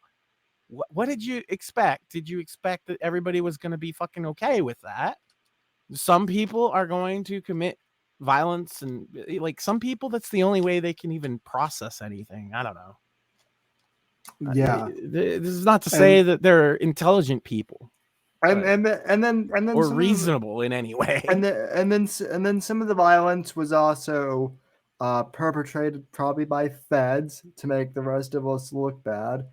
But oh wait, we're not allowed to talk about. Well, the majority came out just for the fucking to make their fucking point that like they think this is wrong and to hear Trump speak. We can't forget that there was approximately between 400,000 and 1 million people that didn't go in on January 6th, that just went home like Trump said to do. So the last remaining remnants are the ones that went in there. And I would argue that I mean, God, Baked Alaska was in there for fuck's sake. They're the lowest common denominator for the most part. Or people who are just so wound up that they just felt like, I'm gonna show them. What's his name from Iced Earth? The guitarist from Iced Earth. What did he do on January 6th? He pointed his finger angrily, which, considering my opening spiel, I can't be too mad at him for. But he didn't have the foresight to think like this was gonna get him in any kind of trouble. I'm just saying, like, these are people acting purely on emotion, and if you lock Trump up, it's gonna be probably way worse than that. I'm not hoping for it because it doesn't do us any favors, but it's gonna happen. It's gonna, like, go ahead and not even lock him. They don't even have to lock him up, actually. Say he can't run. Yeah. That's all. That is gonna be enough to cause civil unrest in this country, is to say that he can't run. Yeah. But they've gone further down this road than I thought they would. It's kind of like with DeSantis, right? They've gone way further than I ever thought it would go. I'm just like, okay, I guess they'll just try and go all the way with it then. What else would they do, right? Once you file these charges, like, where do you go from there except to push them through as far as you can? I'm kind of at the point where I'm like, what won't they do? Like, if I would not be surprised. They'll kill him.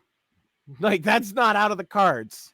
I was just about to say that. I would not be surprised if they tried to kill Trump at this point. I mean, he's had multiple assassination attempts since he was running, so that wouldn't be anything new.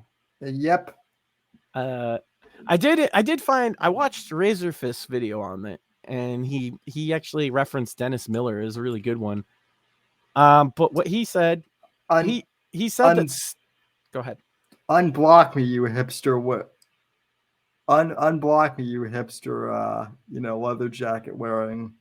Yeah, I made fun of you once. Unblock me. Sorry. Okay. I don't know. I don't know anything about that, but I do know the one thing he said that stuck with me. And now I forgot because I was trying. But you had to go with the unblock me thing, so I forgot. Yeah, Razor Fist. Plot armor. He said that the fucking Donald Trump has basically plot armor, and that does seem to fucking bear with reality, right? Like, I knew it would come back to me. Yeah, he said Donald Trump seems to have plot armor. Like, I'm like, yeah, it does seem to be true. And if that's the case, it's because he's gonna win. Plot armor in what sense, though? In that they can never seem to get him, right? Like, they try all this shit. Like, they couldn't impeach him. They couldn't impeach him again. They did those first round of charges, which they clearly knew weren't going to go fucking anywhere. So now they're like, let's do more. We know Biden did the same thing. And also he was vice president, so he couldn't declassify them on a fucking whim. And he had way more boxes of fucking, but that's fine. Let's get Trump. Like, give me a fucking break, dude. If that doesn't show you that this is like Banana Republic bullshit, nothing will. Yeah. I brought this up. On Twitter that Hillary Clinton literally bleached a whole fucking server of classified documents while she was fucking Secretary of State. But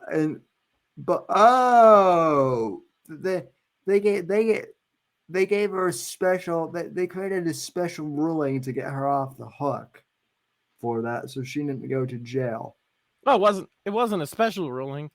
As Comey came out and was like, yeah, she did it, but like, we're not gonna pursue any charges. I mean, that's what he said. He said, yeah, she totally did all of this.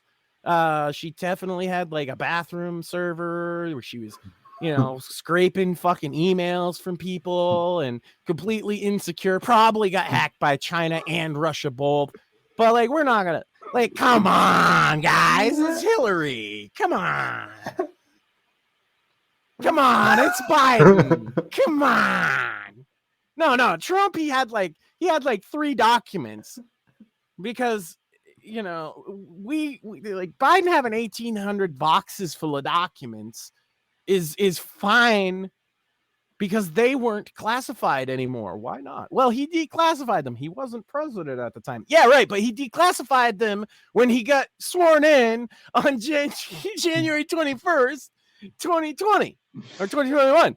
As soon as he gets that's why they're not going to prosecute Biden, right? Is that they're going to make you mark my fucking words. You will see Christopher Wray will come out and do a press conference and he will say, we're not pursuing any charges on Biden because he's the president. So all of those are declassified, but they weren't when he brought them in some of the documents he took in the 70s when he was a senator, right? But because he made it, he got the fucking presidency by hook or by crook, he can declassify them all and it's fine. But see, Trump didn't scream to every person that he ever met that these documents were declassified. By the way, classified documents. Let's talk about that for a second, shall we? What do you think classified documents consist of? Well, see, like I'm into like spy novels and shit. So in my brain, I would like to think that they contain like cool shit, like nuclear secrets and right. undercover agents. And do you know what? Right. As a guy that's used FOIA a lot, you know what they actually look like? Probably like bureaucratic paperwork and complaints about the cafeteria food in the CIA headquarters. I'm not kidding. There's like 30 years worth of people writing complaints about like they didn't have grapes for my salad at lunch.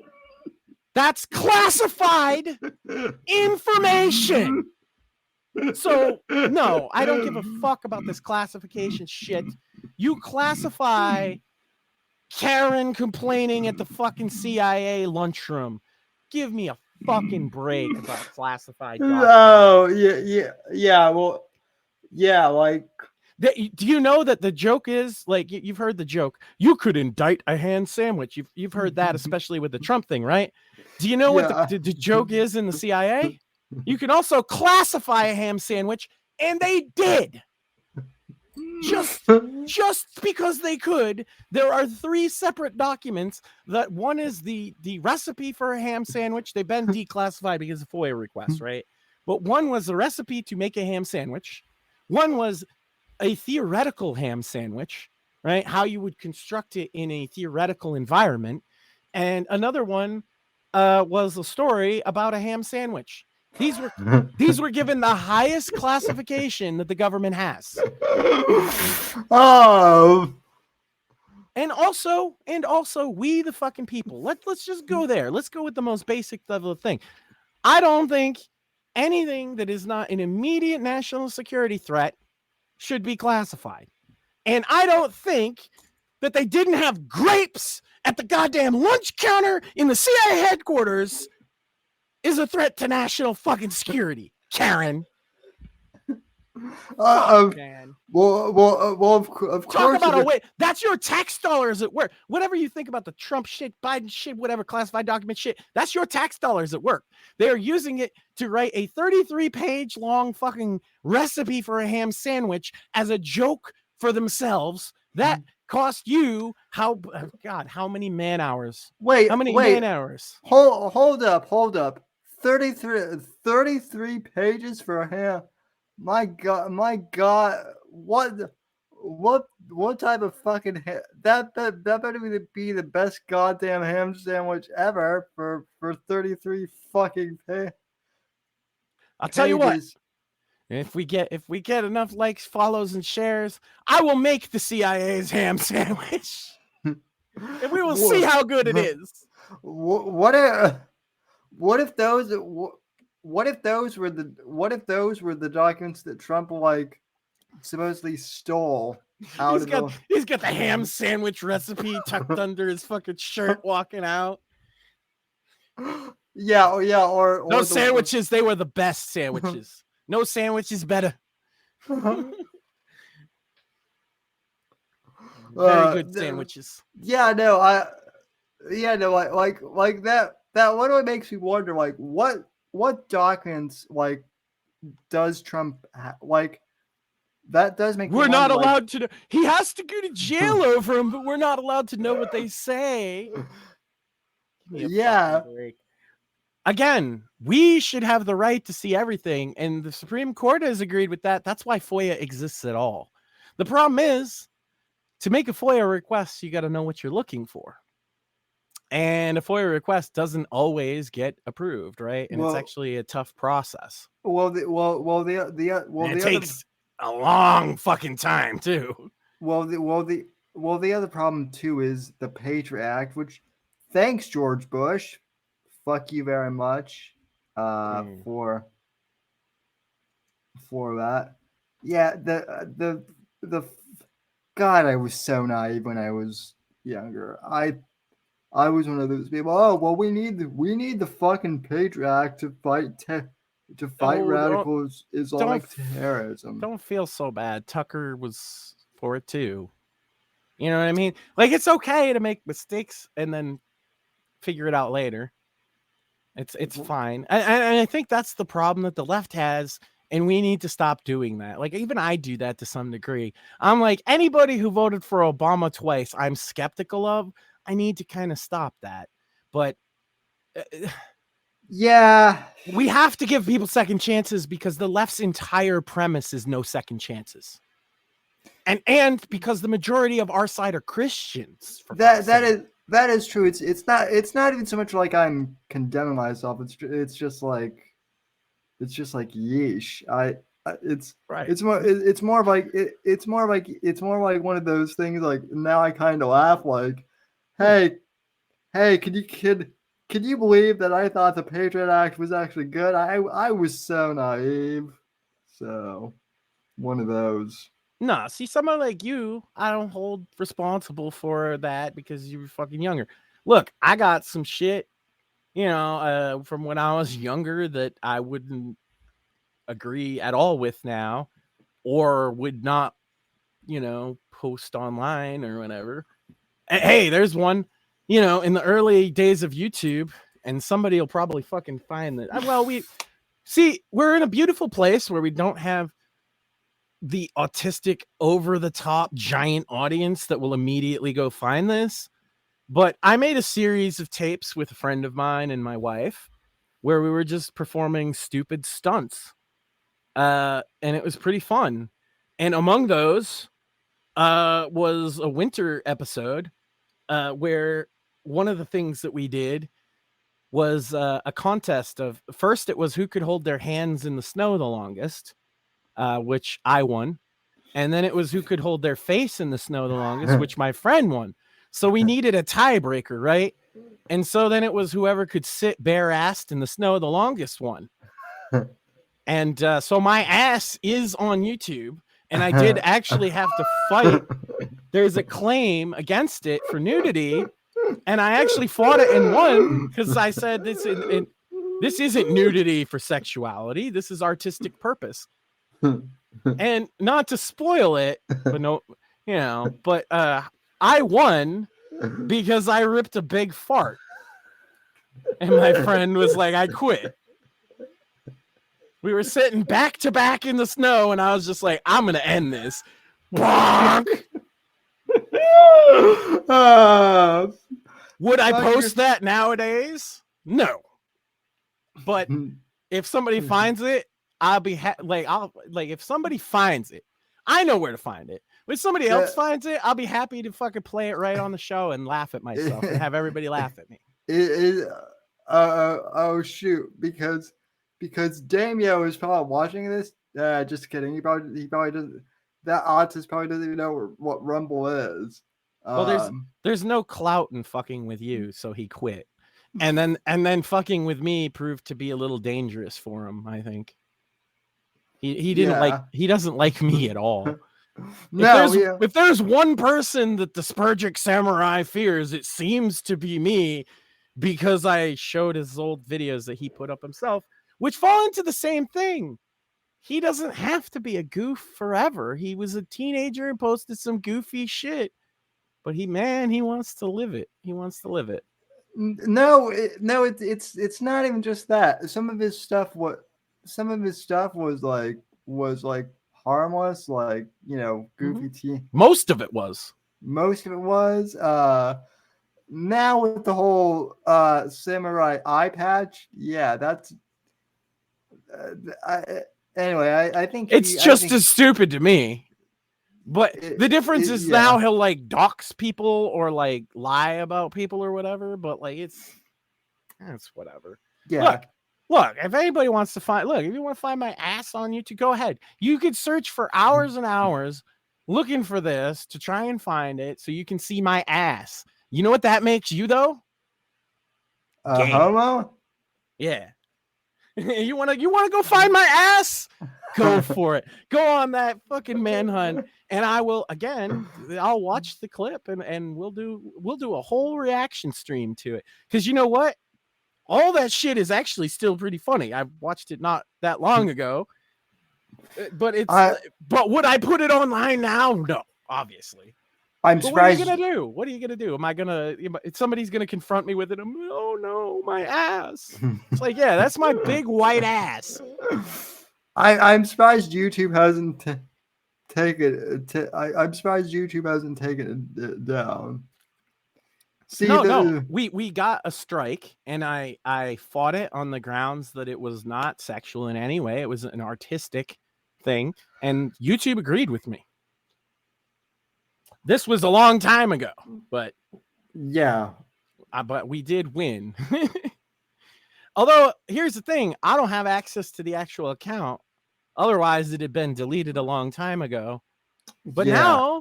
now, did you hear about this? YouTube is going to delete old inactive accounts, including the videos. So if you haven't been active on a YouTube account in a couple of years, pretty soon it's just going to gone. Determine old, like inactive. Just a couple of years. If you haven't logged in a couple of years, they're going to delete it. And that includes your channel with all your videos. Well, fuck. I have a friend that passed away a few years ago, and he was a content creator. And might want to archive it. I don't know. Yeah, I'll try. He had a lot of fucking rest in peace, Leo Stratton, one of the fine citizen journalists from Portland, Oregon, who documented Occupy Wall Street when they were and Antifa when they were in Portland, Oregon. But I'm actually familiar with him. That's the kind of thing is they were saying a lot of people that have died, their channels are going to get deleted. YouTube's just like, yeah, we don't care. So I don't know if there's anything from an old channel that you really like. Archiving it is probably a wise idea. Otherwise, it might just disappear. Well, fuck. If you're familiar with Leo's channel, then he had a shit ton of stuff and yeah. I mean, I find archiving my shit difficult, a daunting task. So I can't imagine people that have way more content, but that's what YouTube wants to do. And they want to do it because they're paying fucking hosting costs on it. They're saying, oh, we're just going to get rid of inactive accounts. And they kind of gloss over the fact that they're going to delete videos too. But their whole purpose is to delete videos. Like, that's what they're there for. They want to make YouTube profitable. It's never been profitable, but they want to make it profitable now. Good luck. Hey YouTube, you want to know how you make shit profitable? Stop banning people who actually make creative content. Yeah. I mean, you could say that, or you could say ban more people, which is what they're doing, because then they're hosting less content. And also you could say focus on the independent creators that got you to the dance. You could do that, or you could do what they're doing and focus on the big corpos, and they're eventually just going to be CorpoTube. And then they're not going to get rid of Tim Pool. Right. They're not going to get rid of big creators that came out of the independent scene. But beneath them, they don't want you. They don't need you. And they would like you to leave. Which, hey, fine by me. Come over to Rumble, ladies and gentlemen. We're having all the fun. And by the way, I watched Power Slap the other night, thinking that it would be that it would be like bad. It's actually kind of entertaining. I'm sure it is. I don't like the premise because of the fucking brain damage. but I get why it's entertaining. I It, just it, like the it amount of fucking yeah. brain rattling that's going on there is a little concerning. No, I would no, I agree with that. When I heard the term, I guess the reason why I guess I wouldn't even say it's entertaining. Like, I guess I was just shocked as to what it was actually. I was like, Well, the w- production values are really good, and they well, they but they know how to book these events because they've been doing them for a while. So it's Dana White running the whole operation, right? So like he knows how to promote. It's not a fight, right? Like a blood sport, I guess you could call it. Whatever. He knows how to promote that shit. So I'm not surprised that it's a good watch. My concern is just, and the entire premise is about like as hard as possible repeated blows to the head. yeah, well, yeah, I didn't fully realize. I knew that that's what it was marketed as, but I didn't think that. I thought it would kind of be like Monty Python. I'm going to slap you, good sir. I thought it would be something like that, but no, Yeah, these, they lay in. yeah. Now, not every time are they getting concussions or anything like that, and they do. I'll give them. They have concussion protocols and a wellness policy in place.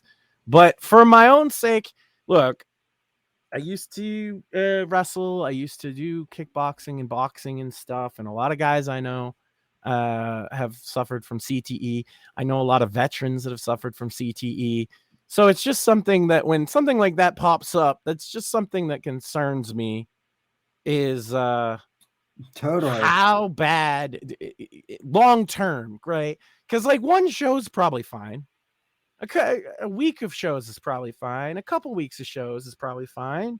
But at what point, I mean, you get pro wrestlers like Chris Benoit killed his family, right? How many blows to the head before we get a power slap guy that does that? I don't know. Maybe not that specifically, but you see the point. Uh, Right. just something that concerns me, but it does seem to be doing well on Rumble, and like I said, they produce a good show, and it's well made, well executed, all of that stuff. So And also I'm seeing on the front page here too, I guess Andrew Tate like had the largest like live stream on there ever.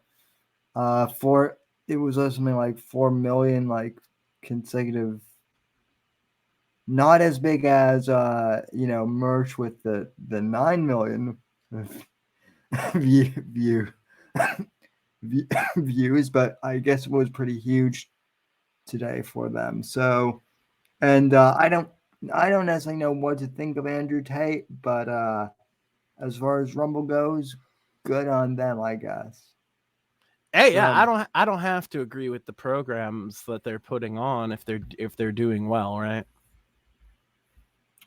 yeah, at this point, I'm rooting more for the platform than I am for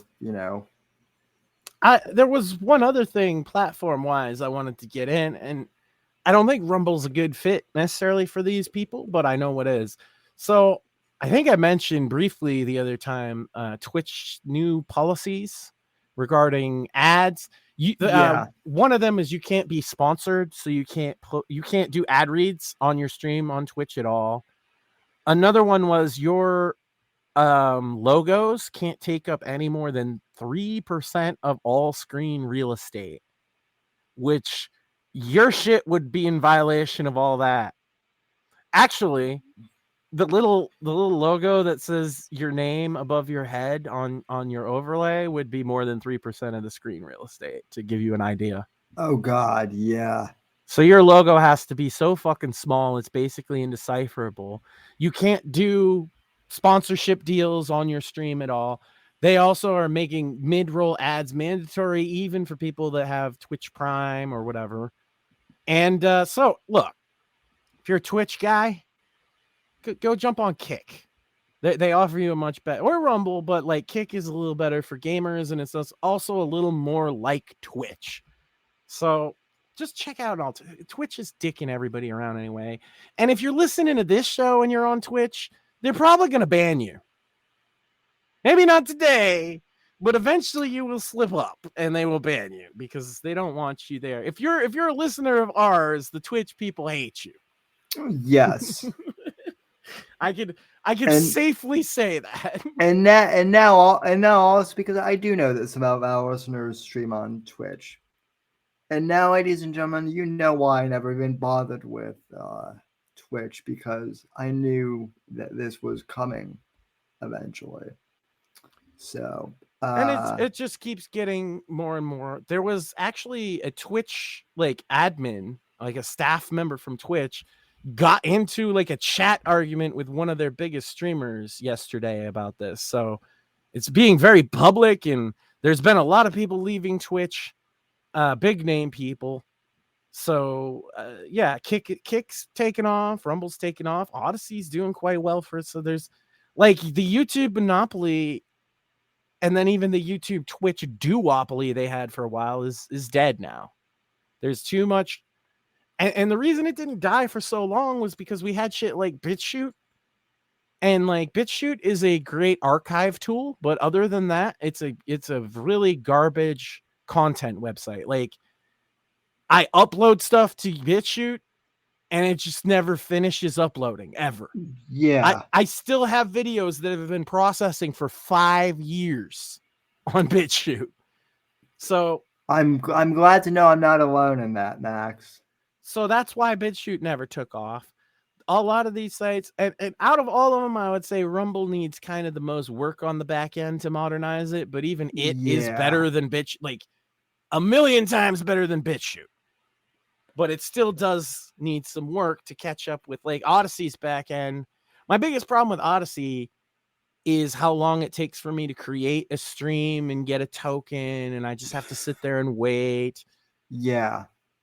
Kick is all right. Kick is the closest to Twitch. I might start game streaming there because of that, although maybe not. I don't know. But yeah, they just don't stick with the big corpos anymore. They don't want you and they hate you. The only corpo that doesn't seem to hate us is Spotify, which, by the way, I need probably 100 listens on Spotify so I can get into their new ad revenue program. So subscribe on Spotify, which is in the show links, and set up your phone farms to just listen to the Whitfield Report. Thank you. Yeah, we just get that phone farm going and just nonstop. Yep. No, Spotify's pretty good. Have you used the AI DJ on Spotify? Not yet. I tried to go in to see like how to activate it, but I couldn't find any articles on it. Oh, because you just press one button. I think it's only on phone though. It's not on any. I know it's not on desktop yet, but it's definitely on Android. I'm pretty sure it's on iOS.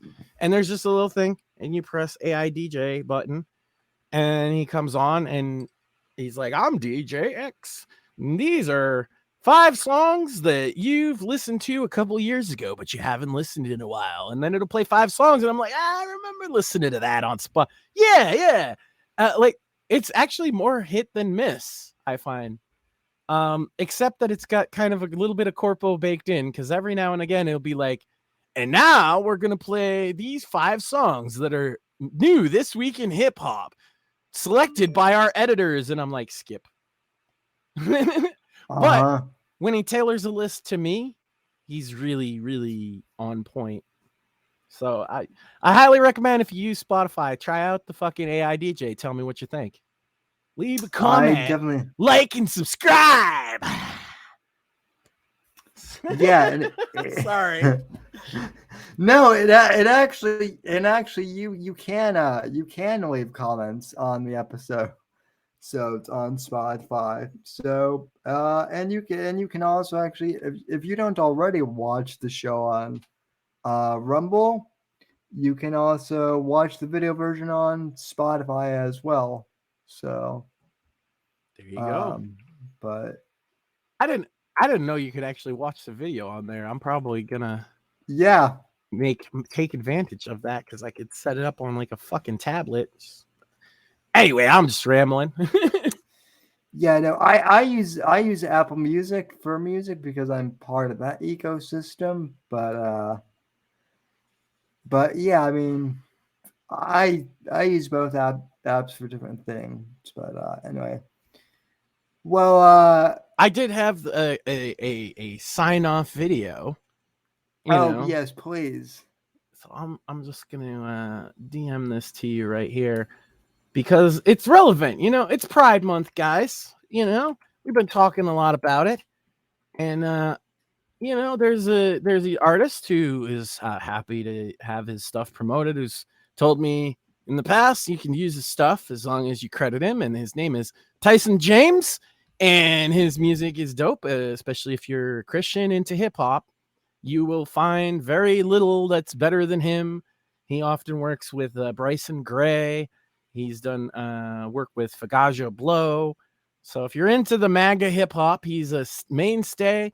But he's also probably the most controversial of those guys, and it's partly because of this video that I have just sent to Sam, and it's a doozy.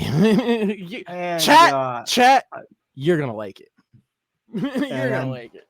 And I'm pulling it up right now. Yeah. And I've heard of this guy before through Max. So yeah, he's again very, very deep Christian. He doesn't swear in any of his rap. If that matters to you, then that's an important thing to know.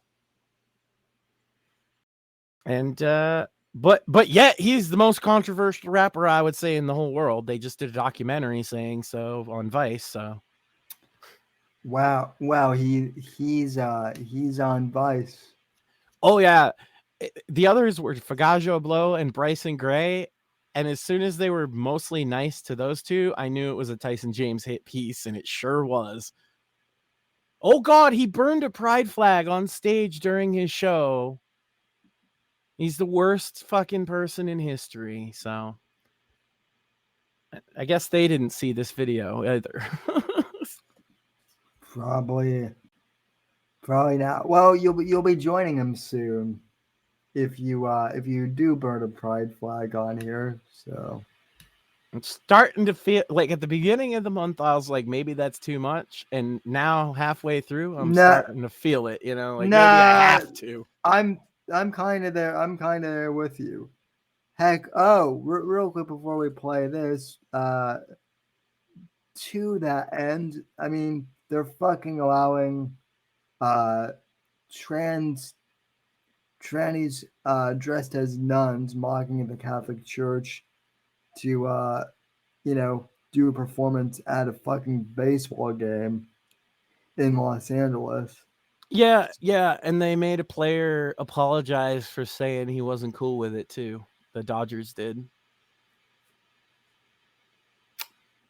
Yep. We're in Conwood. Anyway, I guess ending the program on a somewhat positive note. Here is the great and powerful. It's a cathartic video for everything that we've been talking about. You guys. Yep. A cathartic video. Ladies and gentlemen, here's the one and only Tyson James with Toxic.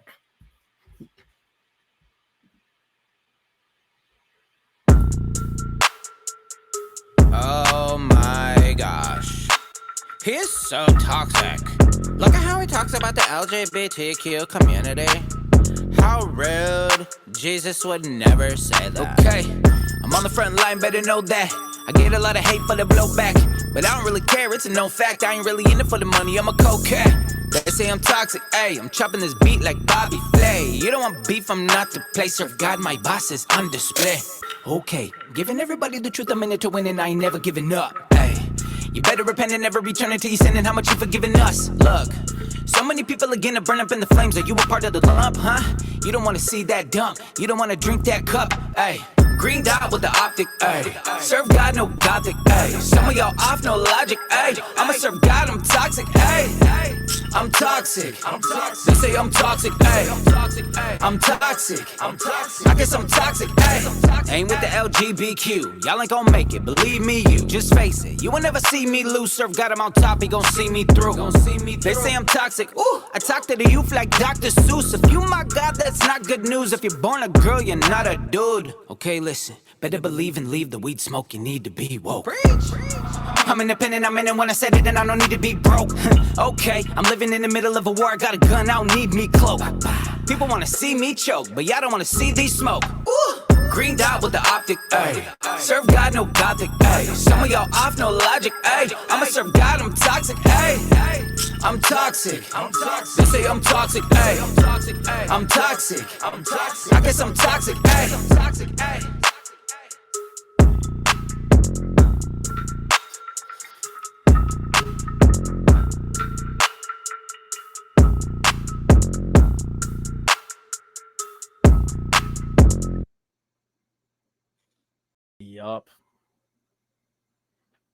Yup. I actually did a news like video about that when it came out because he got such bad press at the time.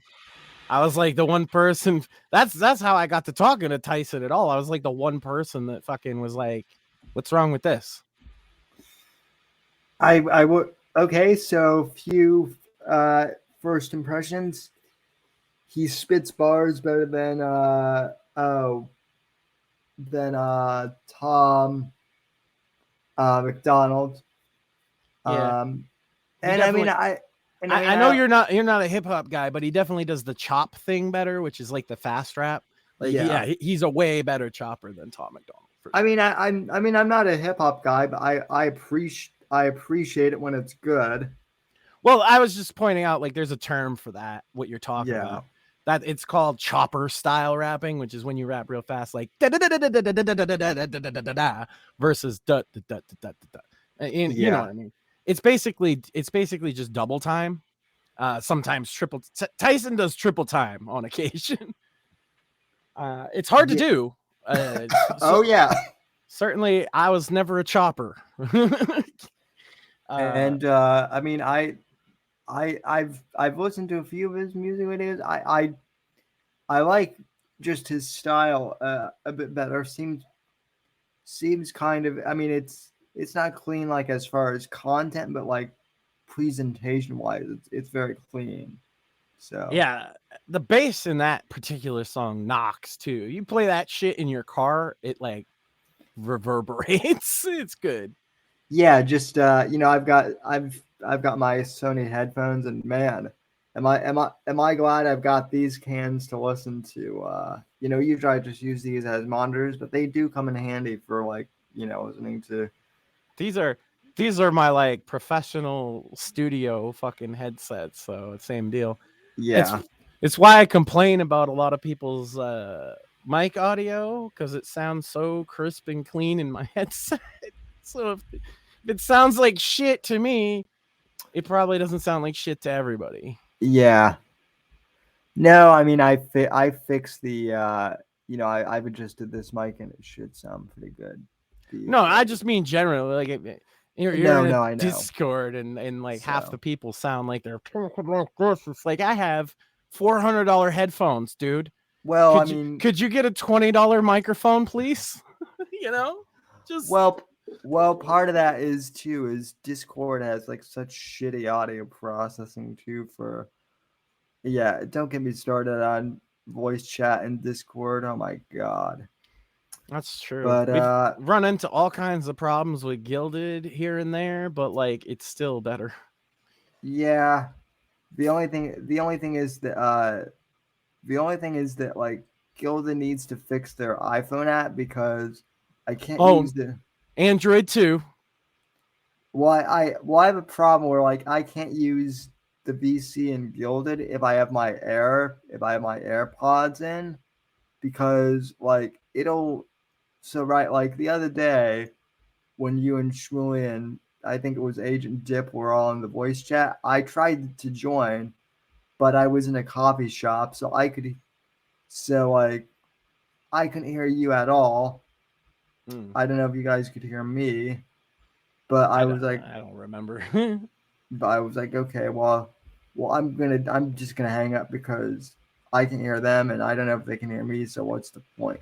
The downside of Gilded versus Discord really amounts to the fact that Discord's constantly working on their apps and Gilded not so much.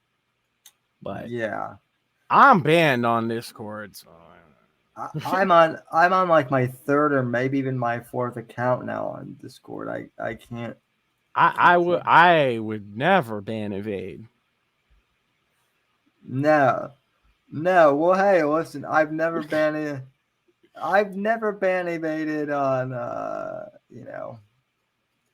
I've never been evaded whatsoever. Right. Those are my evil twins on I don't know who makes these accounts that say Maxan. I had an imposter running around for years, so it could be him. I don't fucking know. Yeah, who knows? Oh, I wanted to finish with some Johnny Fox news. Oh, really? Yeah. I didn't even. I just now remembered. So Johnny Fox, I think I mentioned it on air. He had been doing like a culture war show where he talked about current issues on Rumble over here, and he was getting. So you know how like we were pointing out, like we were kind of laughing, like, hey, if Rumble's view botted, then that means most of ours, right? Like we were joking about that. I can prove that that's not the case, though. I can prove there's actually hundreds of people listening to the show on Rumble. In one easy trick, go look at Johnny Fox's fucking Rumble account. If they're view botting, if there's any type of view botting going on Rumble, it's gotten him to like a grand total of like 5.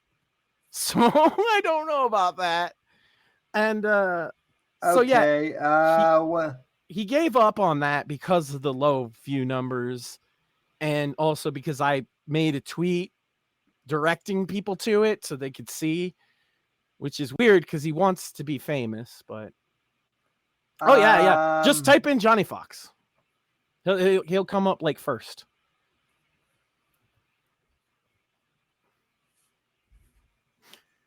I'm pretty sure first anyway. Johnny Fox. Okay. No channels found. Did he delete it? Did he delete it since last night because I tweeted about it? Oh, Johnny. Come on, Johnny. Oh, my God.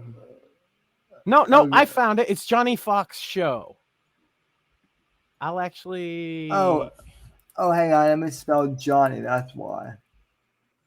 Yeah, he didn't delete it. He's just abandoned it for the last 2 weeks, and now he's posting on YouTube all his old gameplay content that he always reposts on channels when he wants to do gameplay. Yeah, that's him with his doctored photo right there. So you can see the major view counts that he was getting there. 19. Damn, bro. In 2 weeks. He's a serious contender on this platform, right?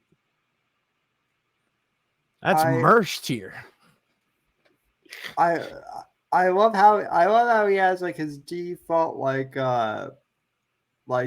photo or whatever, which for a long time I thought that was fucking real.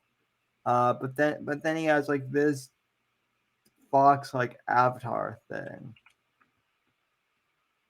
here, right? Yep. So yeah, I just wanted to point that out so you could feel better that yeah, we're actually getting views because this exists, right? So if it's because like TikTok, I don't know if people know this about TikTok. TikTok just gives you fake followers. Oh yeah. right? And so I thought, oh, maybe Rumble's doing the same thing for us. Like I'm skeptical when I see numbers like that, right? But no, a couple hundred people on Rumble do listen to us, like, because if Johnny Fox is getting 20, and it's not just default, if you're new, you get a bunch of views, right? So here we are. But also, yeah, he's gonna do a video game content, and he's brought back his old brand. Now he's Falco Punch 64 again. So guys, go check out Falco Punch 64 on the YouTubes and tell him what a great job he's doing. No harassment. Don't say anything mean to Johnny. He's very sensitive. Just tell him that Sam from the Whitfield Report. Well, actually, no, don't do that. That might count as harassment if I say hello. Leave the harassment of Johnny Fox to me, because I'm the master of it. Everybody else, just say nice things to him, because he can't take mean things. He's very, very sensitive, Fox. But I mean, I'm told that you're such a horrible guy. Max. True. This is true. Yes. You're the worst person on the internet, according to. That is still so hilarious that when I interviewed him, he went on this whole thing. Max Sand is the meanest. Who? He goes on the whole spiel, and now you're co-hosting my show. Thanks, Johnny. Thanks, Falco. Very cool. But the other funny part to that is he meant my brother, who stole my fucking internet name, who no longer goes by it. My brother doesn't have it. That's why I have no problem saying, like, that guy is my in real life brother for sure. No op, no nothing like that. He just happened to be friends with Johnny Fox, who I'd never heard of. He happened to be using my name because he's my little brother, and you can see how that goes, right? Little brother's like, ooh, I'm gonna be like Max.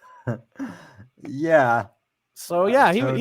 he was actually talking about my brother because he hadn't met me yet. He met me after that, not that long afterwards. And he met me because he did the stream with Vickers, and was it Jesse Deadman or whatever? Yeah, he did. Well, yeah. So Falco did a stream with he basically brought on some no-name internet spurg to yell at Mr. Vickers for an hour, and it was a complete shit show. Yeah, one thing is everybody watching the shit show seemed to enjoy it. The only one who didn't was Johnny. Yeah, so I mean, I think we've talked about this off air, but so on air, some of you guys will remember that last year I had Mr. Vickers on. Well, I mean, I've had him on a couple of times, but the first time I had Mr. Vickers on was I was one of the first people to actually give Mr. Vickers like a fair interview, and not just do the autistic and stupid.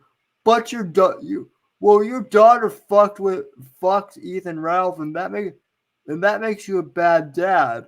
What do you have to say to that, Mr. So, I actually gave him a fair interview, like, tell me about yourself. And what Johnny had him do was the exact opposite of that.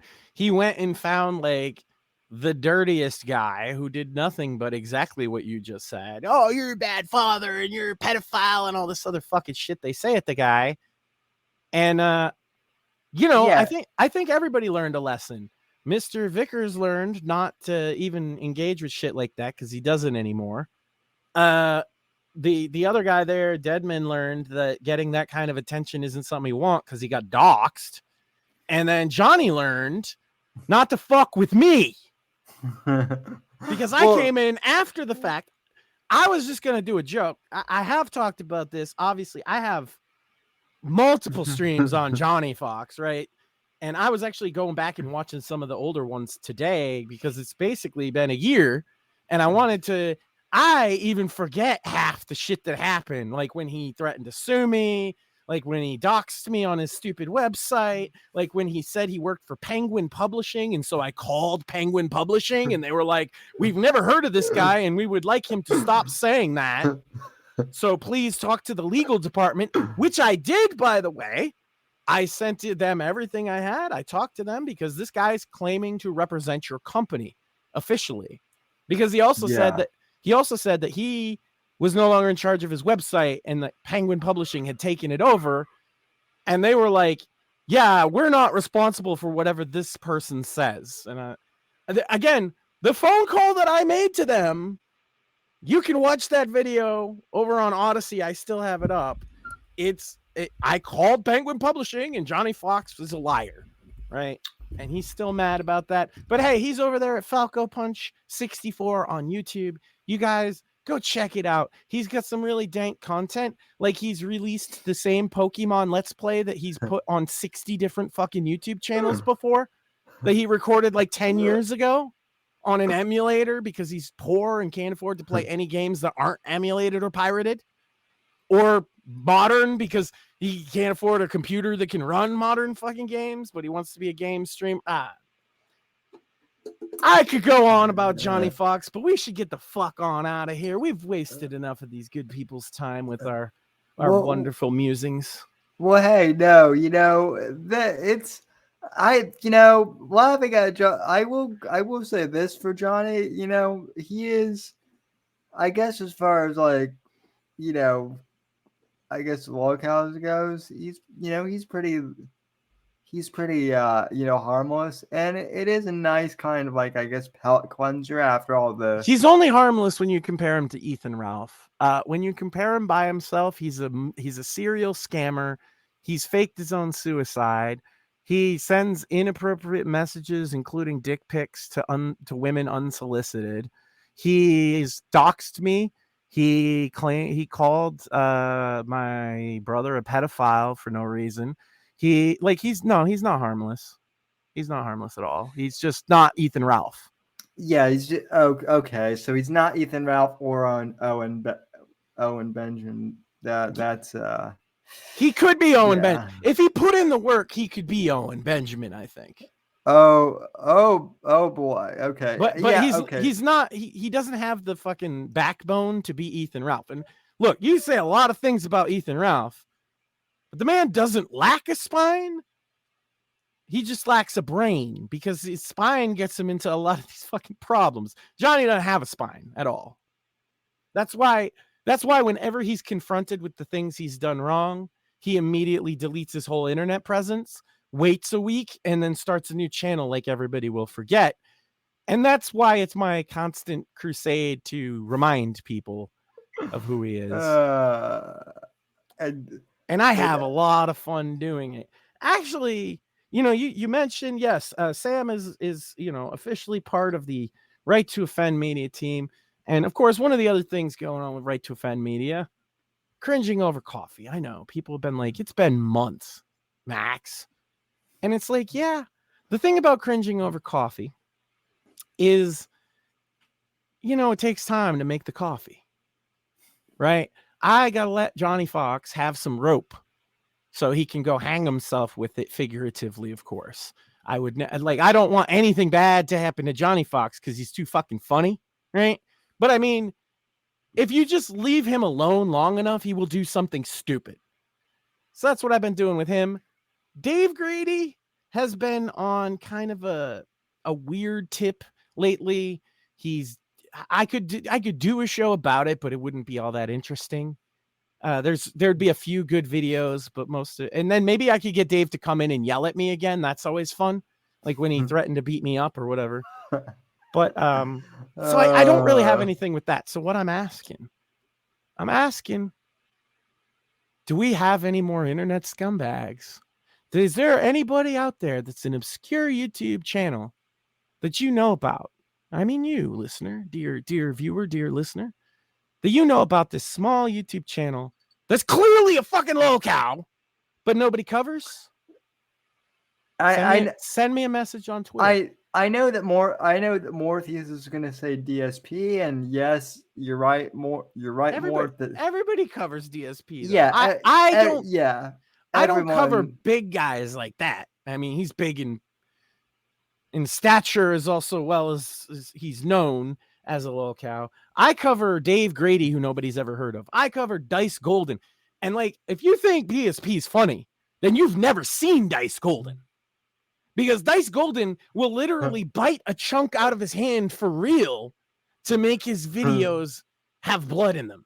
Dice Golden says the N-word constantly, and Dice Golden recreates like the most insane.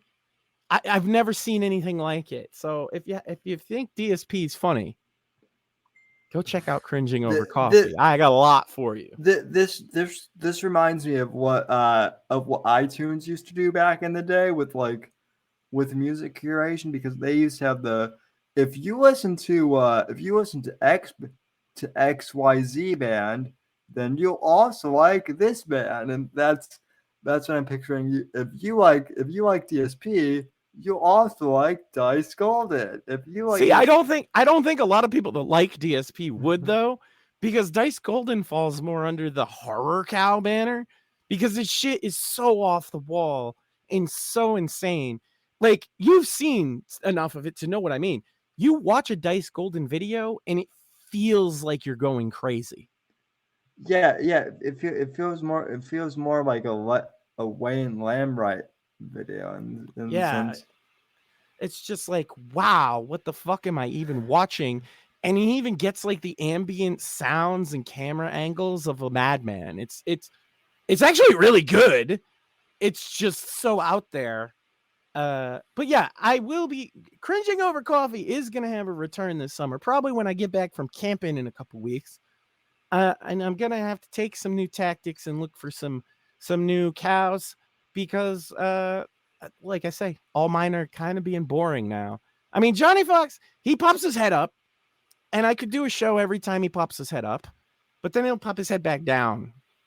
So I don't like to do that, you know? Yeah.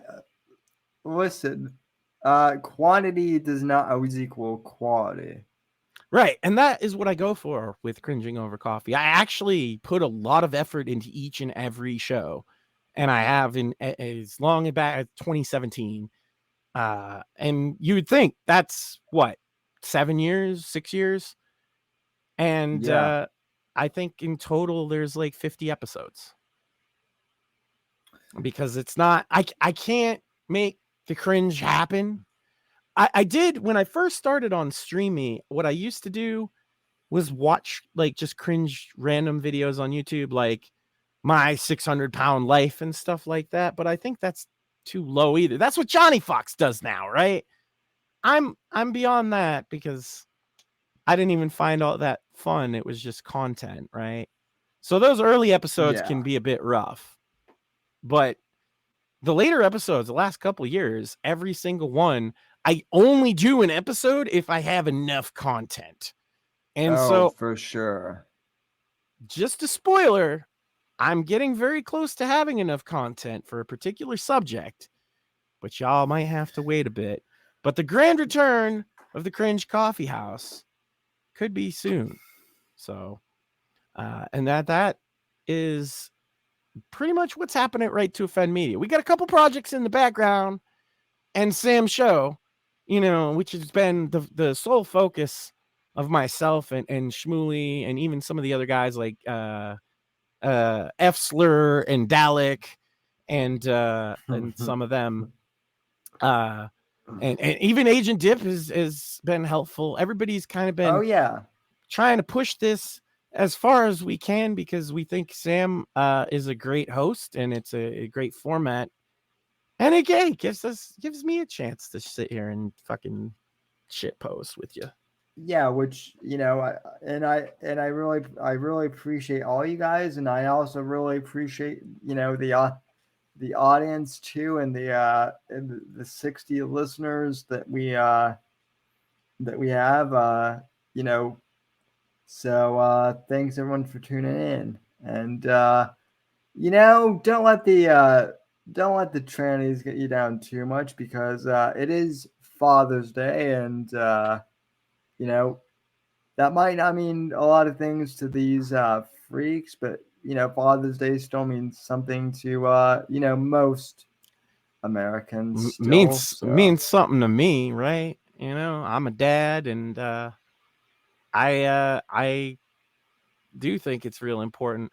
Interestingly enough, we're also going to get this week Juneteenth. Now, I wonder if it's going to be a case of, do we pride or do we black power?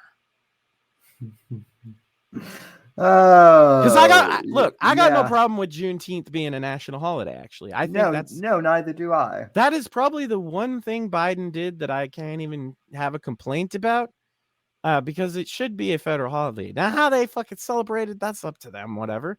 But I do think that the day that the slaves were kind of officially freed is probably a good day to have a holiday, right? Who doesn't like another fucking federal holiday that they get off from school or work or whatever else? Like, well, so here's my other. Again, I know we keep trying to end the show, but I did bring this up in the beginning in my monologue, and I actually, let me pull it up, actually, because this does, I think at least, warrant bringing up. By the way, new website, ladies and gentlemen. You can go to thesamwhitfield.blog, not .com, but .blog, to read my, I guess, blog posts, particularly articles, but yeah. Some of them are really good too. Like, if you ain't reading them, you've been sleeping, because there's some good shit. And this is, what's funny is I actually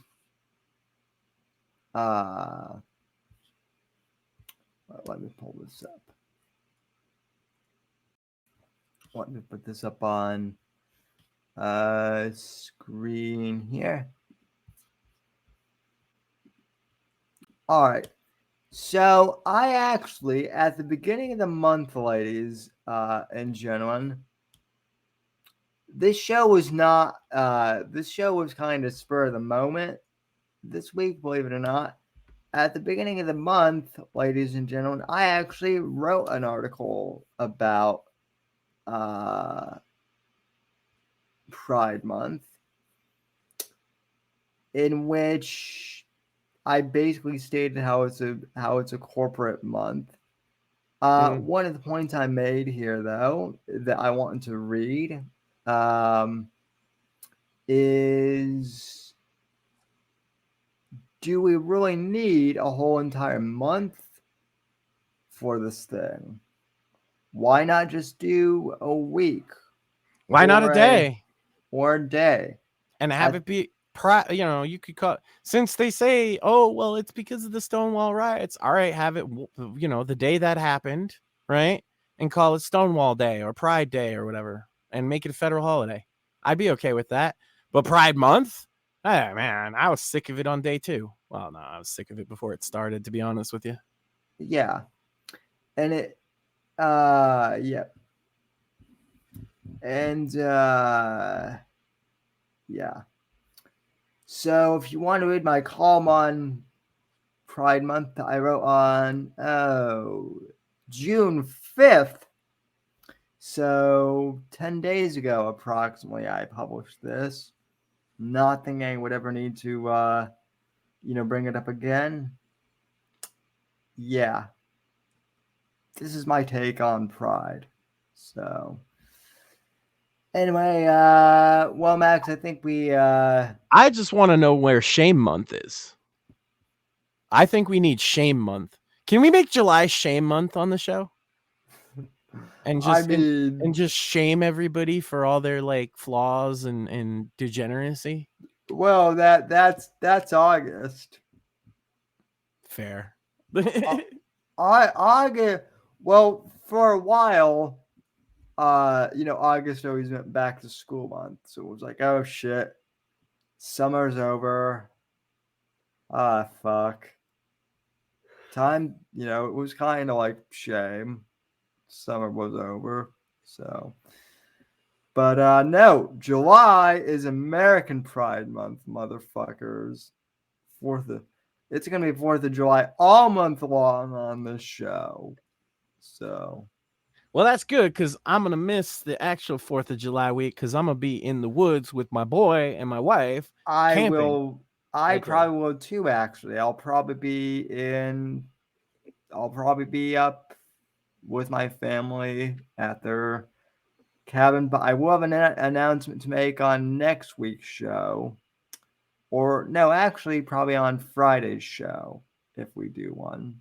So There you go. anyway, until then, ladies and gentlemen, I hope you enjoyed tonight's show. Thanks, Max, for joining, and thanks for tuning in, everyone. And until then, we'll talk it out down the road.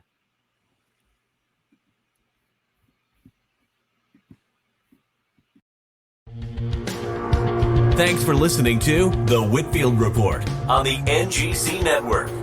Please visit Sam's website at www.thesamwhitfield.com and support Sam on Patreon at patreon.com/Whitfield Report. Until next time, God bless, God save this great nation, and God, freedom, legacy, in that order.